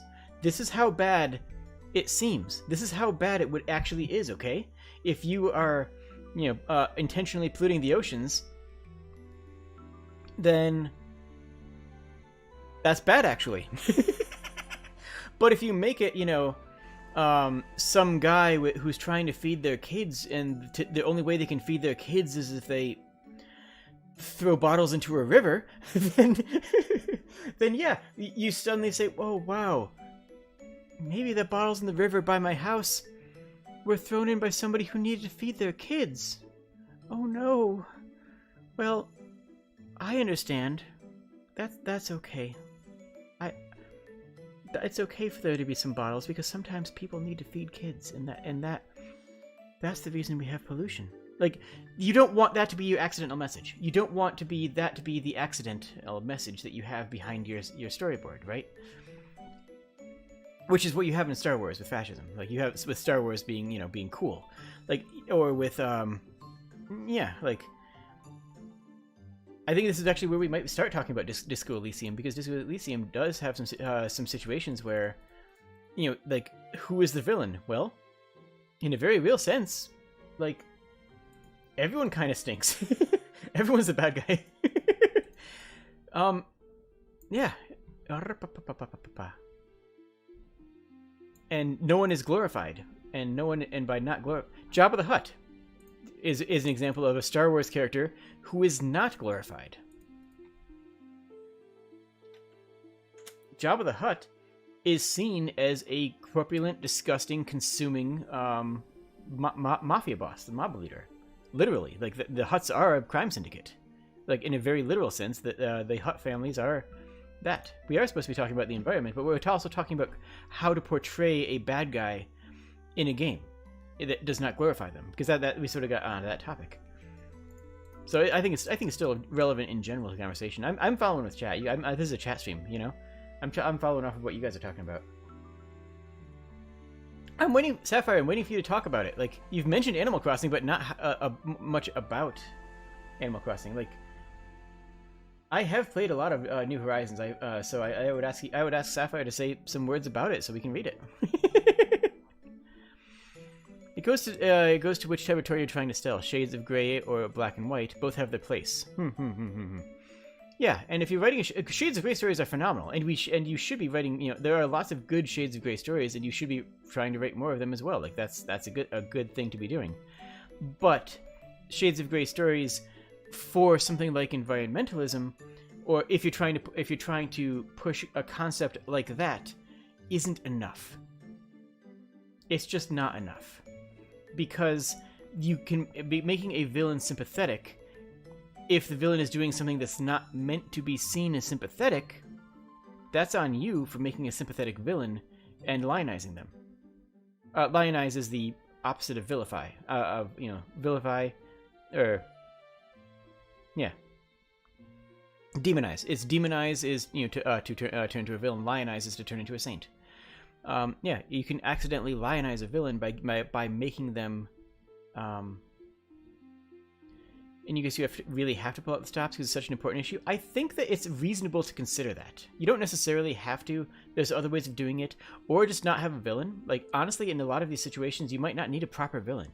You don't always need a villain in a game, right? You don't always need to have a villain. Like, the villain can be entropy. The villain can be the slow crush of the world. The villain can be the unseen corporation that exists. Like,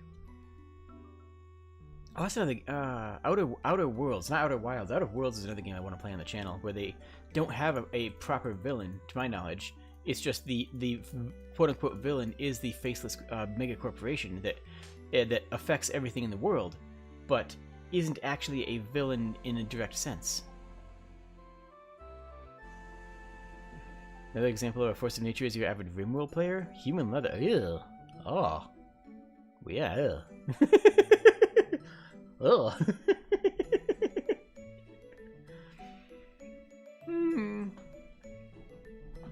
Bum bum ba. Bum bum. Ba da da da. How are we doing? A few more minutes yet. But I do think that we are onto something very important, and that is that creating a villain is going to be core to your ability to make a interesting character, like an interesting plot line that says something. If you don't have an interesting villain, do you have an interesting game? Well, yeah, of course you can, but like, Jade Sound of Discuss are fun. But you run the risk of, like I said before, you run the risk of making a Darth Vader that people want to lionize, that people want to look at how cool they are. You run the risk of, yeah, of accidentally making the opposite point. Because that was what was like Raft. Raft, not with a villain status, but with Raft, they accidentally. Well, I'm not gonna say accidentally. They made the opposite point of environmentalism by reinforcing the idea that trash is good and useful for you. You know, that's the wrong message. Or Factorio, where the gameplay reinforces the idea that pollution is good, because you don't see the pollution, you only see the consumption effects that you create. Either way you paint it, in New Horizons you are going to an island and terraforming it to your own use, farming trees, catching fish and bugs to put in a museum, and hitting rocks and money for resources. True. And in New Horizons, you are there is no limit to what you can do. Like, you can make infinite resources. Rocks regrow, and there's no such thing as strip mining. New things appear, and new trees can be planted at any time that you want. So I don't necessarily know that Animal Crossing is actually a good game. It does say something about environmentalism, but it sort of goes more into that. It goes harder into that colonial mindset than Animal Crossing has ever gone. You are literally taking an unclaimed island and saying, you know what would be better here? A shopping mall. We need a shopping mall. Can we put a shopping mall here? I think that's what this deserted island needs. What we need right here is a casino, a shopping mall, and a whole bunch of pavement down. Like that's kind of what Animal Crossing ends up doing, but with no consequence. There's no consequence at all. There's no consequences at all for exploitation of land in Animal Crossing, which I think I would argue is a problem. I would argue that that is a concern. There's also trash in the water sources on all the islands, but that trash is good. But picking up the trash gives you benefits in Animal Crossing, right? Like that's a kind of like Raft, where the refuse and things that are adrift on the shore end up being gifts and supply plans and promises and benefits. Where trash ends up accidentally being a good, actually. And yeah.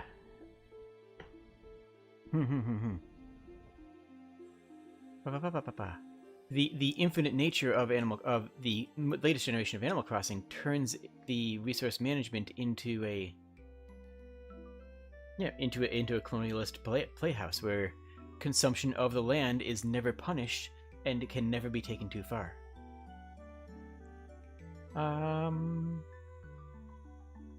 Yeah, people sending messages in bottles to share recipes. Exactly.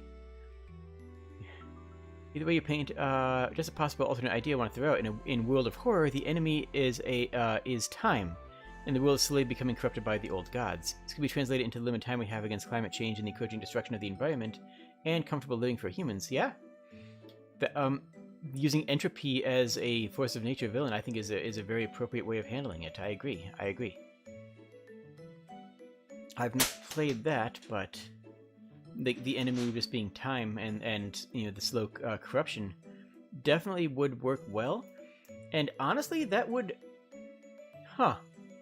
interestingly, that might actually appeal. So before you were talking about what happens if someone has the opposite type of mindset. What happens if you are controversial, right? Interestingly enough, a more conservative mindset would see the idea of, oh yeah, the modern era is inherently worse and being corrupted. They might actually be on board with that narrative, and if you can pivot that into something that says something good about environmentalism, as opposed to simply a tack that relies on traditionalism for values, that could be a very interesting game. That could be a very interesting narrative that does not become controversial, but rather appeals to everybody. That's actually a really cool idea. There's an interesting tack there. You'd have to be pretty delicate on the writing. To be fair, I only practiced deforestation for some time in Minecraft before ultimately making my own tree farm. Yeah, unfortunately, in Minecraft, trees grow faster than they do in our world. Like, there are sustainable tree farms, but people don't buy from them because they're more expensive. Like, that's the genuine thing, is incentivization. Why would you buy from a sustainable tree farm when you could buy one lumber for a third less of the price for your needs? Like, the problem is that we have the tools. That's one of the biggest problems we have right now with environmentalism in general and climate change in particular. Although we're supposed to be talking more about littering and such, but it dovetails into some of the same effects. Is incentivization. Like, okay, I'm gonna drop this on you. Let's say that you have your very own oil rig, offshore oil rig. It's nice, it's beautiful. You make a lot of money off it. Let's say that you generate one large container of trash every day. 1 large container. Every single day you get a large container of trash, just from people and just from supplies and just from, you know, general work and maintenance on site. Okay? And it costs you $2,000 a day to move that trash onto the mainland and dispose of it properly. Which is, these are not unrealistic numbers, by the way. These are actually pretty reasonable numbers for dealing with refuse. Let's say it costs you $1,500 a day in fines to toss it over the side. Let's say that the penalty for tossing trash out of the window, literally dumping the entire load of trash directly into the ocean, you get fined $1,500 every single day that you do that.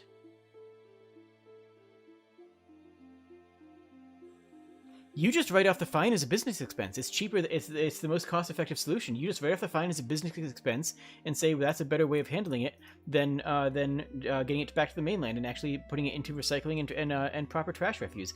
You just say, wow, okay, done. I just saved the company $500 a day. I'm going to write myself a fancy nice check and hang it on my wall, and then cash it, and then write another check that's even bigger tomorrow. That's what happens. And that is an actual, like, the numbers are not accurate, but that is an actual thing that has happened in the Gulf of Mexico. An oil rig was dumping, and every time they found out about it, they fined them. But they were dumping 3 times a week, and they weren't sending, whatever patrols were out to find them out 3 times a week. So it ended up being more cost-effective for them to dump and eat fines than for them to actually dispose of the trash. That's a thing that happened. That's not good. Yeah, it comes down to incentivization because people will do what they're incentivized to do. And, yeah. And as soon as that incentive swings far enough in one direction, then you have to ask yourself, why wouldn't people do that? It's like, again, with the rivers full of trash. Like, well, why wouldn't people throw it out the window? Because there's nothing else they can do with it.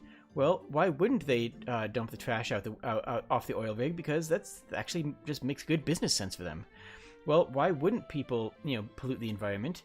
Because, well, we're not making enough of a reason for people not to. We're not doing enough work to make polluting the environment be the bad plan. We're not doing enough effort. We're not putting enough effort in to making not polluting into the correct option, into the good option, into the path that is the one of least resistance. Sorry, I went a bit on a tangent there. Let me catch up with some of the other chats. But that's an important story. I feel that story is very important. In your mention of Outer Worlds, it does appear to be a shade of great. I won't explain due to spoils. I do appreciate you not spoiling the spoilers. I will have to learn about that later. There's also trash and water sources on all the islands that have not been touched before. Yeah, but that, again, in Animal Crossing, that's seen as a benefit, That's finding, oh, hey, neat, a chair or a bottle. That's ends up being a good thing, which tells me the wrong message is being sent. Well, not a game. There's that SCP-4043. That's the personification of life on Earth, and humans kill it, leading to the world slowly dying out unless they can fix it. Huh. That's interesting. I haven't followed SCP in a long, long time.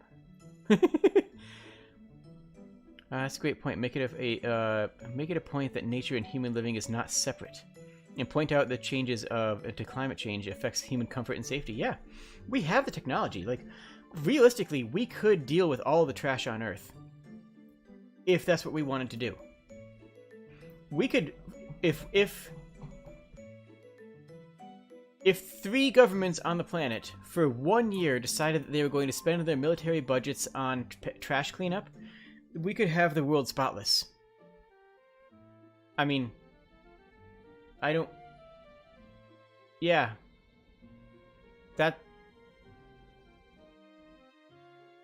Yeah. Like, the Team C's, we're trying to raise up $30 million to get 30 million pounds of trash out of the oceans. You know how much $30 million is when you compared to a defense budget? It's a rounding error. It's forgetting to carry the 1 and you accidentally have $30 million. That's how small it is. Like, $30 million is nothing on the scope of a government's spending on this front of government spending. That's nothing. That's nothing. But there's no incentive for that to be used that way. There's no incentive for that to be the path. We end up having to do it ourselves as individuals to clean up what is mostly a corporate-related mess, what is mostly an issue with infrastructure and development of having access to trash refuse, of incentivization to make sure that dealing with trash in a eco-friendly way is the best option. We're making the wrong choices as a culture, because we're making the choices that say that we are responsible for cleaning up the ocean.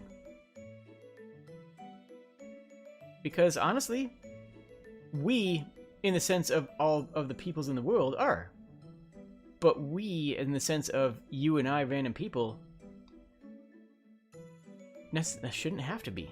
But we are, so that's why we're raising money. And like, please donate to teamseas.org. But think about what I'm saying. You know, think about what I'm saying. Let that mull around in your brain mind thinks. Long Dark is a survival game, and that does deal with some environmentalism that you have to kill and fish. So survivalism and environmentalism are not necessarily the same. If you have to kill and eat fish or animals to survive, that's kind of different. You know, that's an individual. Yeah, like Cthulhu says, that's the impact of an individual hunter. That rather than a culture, or rather than a corporation, or rather than an infrastructure that does not resolve trash issues. But on the same side, that's also sympathetic. Like, you know, that's also somebody who has to do that to live. I think that's bad on both accounts. Like, that it's not really making a statement on environmentalism. Either way, I don't think. I'm not saying it whether it's not a good game. I haven't played the game, you know. But I'm just saying in terms of the discussion of environmentalism, I don't know how appropriate, you know, that is. Yeah, I think we as game designers need to be conscious of what we're doing. What's the URL for Team Seas? It's not in the video description. Oh, it should be. One sec. I put it in there. Yeah, it's right there. It's right in the description. To donate directly, visit teamseas.org. I'll slam a www in front of it so it turns into a URL. But yeah, it's right in the description. I did that before the stream started, so that should be in the description for everybody. Let me double check.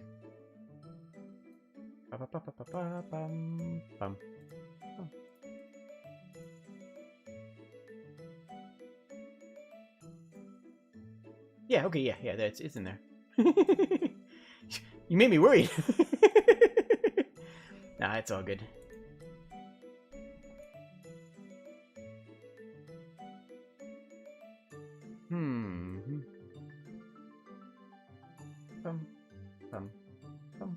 Abzu is another game I think would be interesting to play. I haven't played it, but tell me.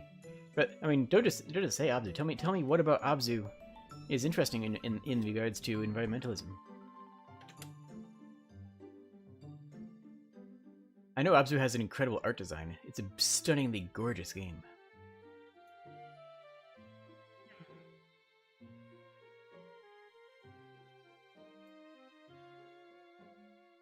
In terms of survival, you could make it so that what you do has an impact, like over hunting and removing prey or destabilizing the environment. Huh. Yeah, it wasn't a blue hyperlink because I just didn't put a www in front of it. Yeah, that's the link they gave me to use, and I just copy pasted it. But you're right; it didn't have the www or the HTTP in front of it, so it didn't turn into a blue hyperlink.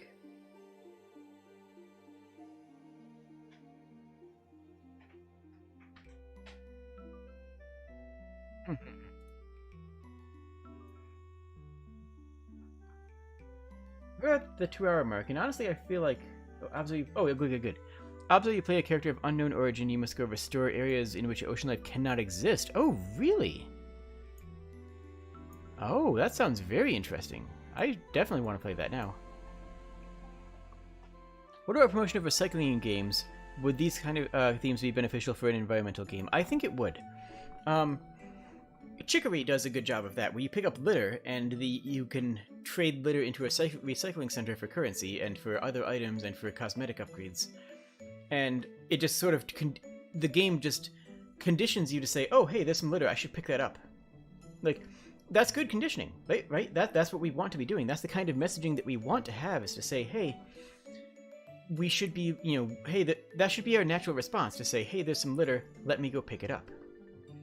I go hiking fairly often, and when I go hiking, I usually go with an empty backpack. My backpack has like 3 liters of water in it, and a couple of quest bars, but the rest of my backpack is empty. And I usually leave the hike with a full backpack, because I try and take as much trash out of the park as I can. Yeah, I came out with a literal full backpack of trash, at Red Rock last time I was there last year. Each day, every single day that I went there. And yeah, I think that should be people's natural reaction. I think that the world would be a better place if that was people's natural reaction. If people's natural reaction was, oh, hey, there's some trash, let's go pick it up. Couldn't the system in Raft be kind of the same, in that you're recycling the garbage in an ocean in order to help you survive? I think, okay, to me, and I could be wrong on this, but to me there's a line between between recycling to clean up and to give you some other benefit in the game, versus the trash itself being the benefit. Do you see do you see what the difference is? If the trash itself is helping you, then you are glad for it being there. If the trash turns into something later on that helps you, like returning it for money, or recycling it, or cleaning it up and getting a benefit from for consolidating it, like that's different than looking at the trash and saying, "Oh, thank goodness that somebody threw out this bottle. I needed some more plastic." Like that is, it feels to me at least like an inherently different emotional set, and a different emotional trigger for the player, right? Because in one of those situations, the player sees the trash and goes, "Oh, good! Thank goodness this trash is here," and the other person says, "Oh, good! I thank goodness that I can clean up this trash. Like, I can clean up this trash and make things better." I think that delaying the reward, or abstracting it by adding an extra step, so just cleaning up the trash gives you X, and then X gives you Y, rather than just picking up the trash and getting Y. Yeah, exactly. Instead of an instant reward. But it's not so much even the instant reward part. It's the association with the trash as reward, as opposed to a trash as something to be cleaned. It's adding a layer of abstraction so that the trash itself is not the good thing, but rather don't make the trash the good thing. Make the cleaning of the trash the good thing. You see what I'm saying? And that's difficult because, yeah, the problem in games is incentivization. And the problem in everything in the world is incentivization. Incentivization is the single most important thing in the world today and yesterday and will be tomorrow. Because incentivization is, as game designers, we know this. As game devs, we know that the players will do what they're incentivized to do. The player will stop having fun if they're incentivized to do something else mechanically. Think about it. The players will go out of their way to stop having fun if something else appears to be optimal. If something else appears to be giving them an edge, they will stop doing the thing that is fun. They will stop doing the thing that makes the video game fun in order to find a dominant strategy. We know this. We know this. We struggle with this in every time we go into, like, game design is a constant struggle against this. It's what can we do to make the game interesting, but not to make the game interesting. Who said it?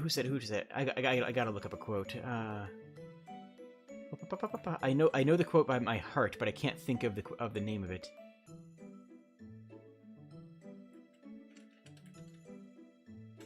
Who said it? Who said it?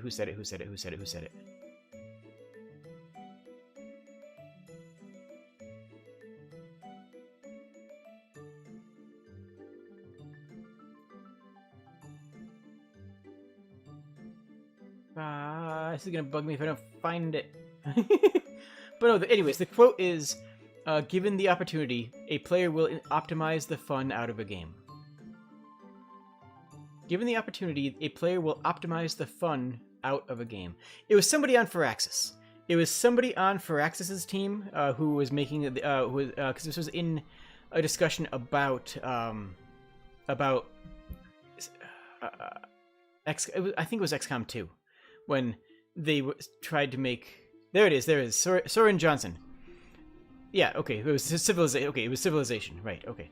Soren Johnson said, "Given the opportunity, players will optimize the fun out of a game." And we know this. We know this, and we have seen this over and over and over again. We know that the players will take away the fun just because they think that things are going to be more interesting, if they are going to be more optimal. Players will go to Reddit and find an optimal build in an MMO instead of doing a build that they enjoy. Players will pick the towers in a tower defense game that a YouTube strategy tells them is going to win, rather than experimenting and finding their own path. Players will net deck in Magic the Gathering or Hearthstone or any other card game because, well, somebody on Reddit said this is really good in the current meta. Well, then guess what? The meta of your local store is going to be different from the meta of, the pro players that player is playing against. Like, that's just not true. And it's good that you play as you play, and you should, because that means you're probably going to be having more fun. But, like, the common default answer for a lot of people is to figure out what they should be doing, and that hurts. Like, that actively hinders the ability to have fun.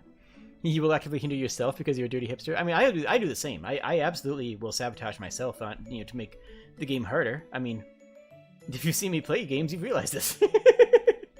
But yeah, it's, as game designers, we know this. But the thing is, we need to recognize that this is just a human nature problem. This isn't just a video game problem. This is the thing that the entirety of the world has to be dealing with.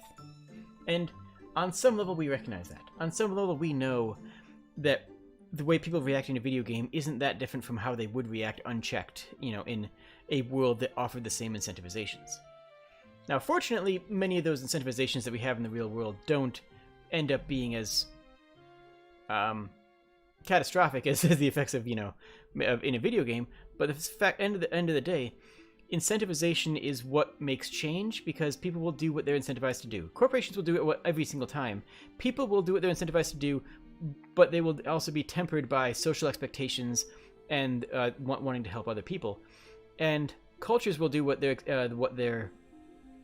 incentivized to do based on what their social structures, governments, and everything about it is able to do, is wanting you to set up.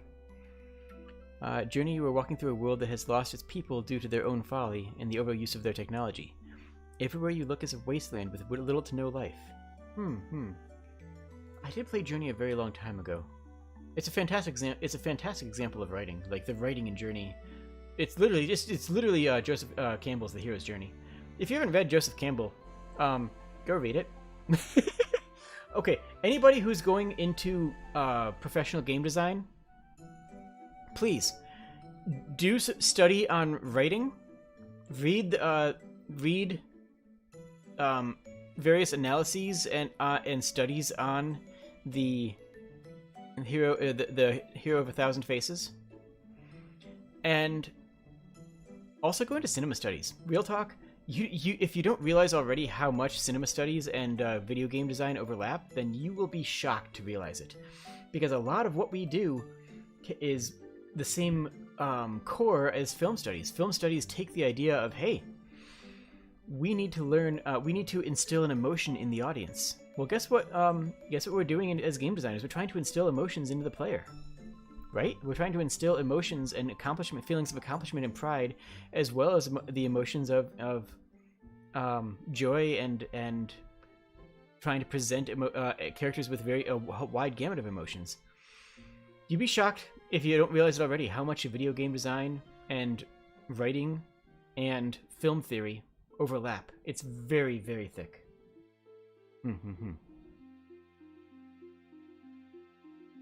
I think that's a good place to end the stream, I think this was a good stream. I had a lot of fun.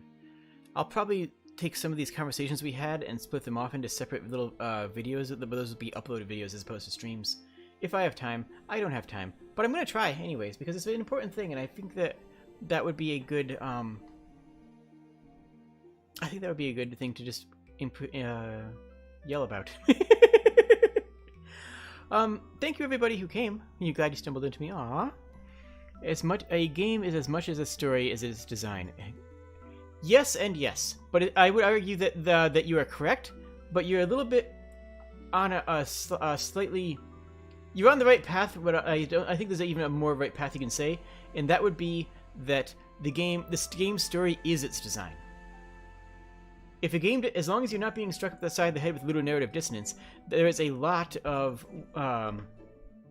points where the game's design is its story, where the game's story is its design, where the emotions that the game triggers and the expressions that the game develops and the reactions that the game enforces and everything that you do actively as you, the player, is more important than the words in the text of the story. Because what you experience as the player is the core of, well, the experience is the game in a really meaningful sense. Outside of a story like a game like Final Fantasy or other JRPGs where you are just, or a visual novel where you are just actually playing somebody else's story, in a game like Breath of the Wild, the story is what you do and what you experience. In a game like Skyrim, the story is what you see and what you do. There's a text written in Skyrim, sure, but you experience it differently depending on how you play the game and what you do.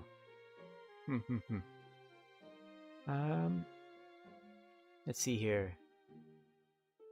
All right. Game need be fun. Monkey brain no like fun. Oh. No like no fun. Make sure you whirlwind slam that subscribe button. I will be. Hit that like button. No, where was that? Oh, and I'm not doing that. Okay. But yeah. Hit like, hit subscribe. I do streams very often. All this month I'm going to be doing a lot of game design streams. And yeah, we'll be doing this again soon. We do have a Discord link. We hang out there. I'm actually going to be showing some videos in there about film theory and about, indirect game design, basically. We're going to be talking about game design through the lens of film studies. And if you're not part of the Go Godot Game Jam, if you haven't heard of that, that's going to be starting very soon. We'll be doing a lot of stuff about that on the channel, so don't worry about that one. We'll get you covered for that, I assure you. Aside from that, Signal Boost. That's what I need more than anything. Right, more than anything, what I need right now is I need people to say, "Hey, check out this weird internet lizard." Like, well, that's actually what helps the channel most, because until I get about double my current subscriber count, I won't be getting as recommended by the algorithm as much as other channels. And the best way to get me recommended by the algorithm is it genuinely just is engagement and Signal Boost, and yeah, telling people that I exist. Until the algorithm actually decides, hey, this weird internet lizard deserves to be seen. Yeah. Do what you want to do. I mean, follow your heart, follow your joy, live a good life. And thank you all for joining me. I appreciate all of you. Cheers, friends.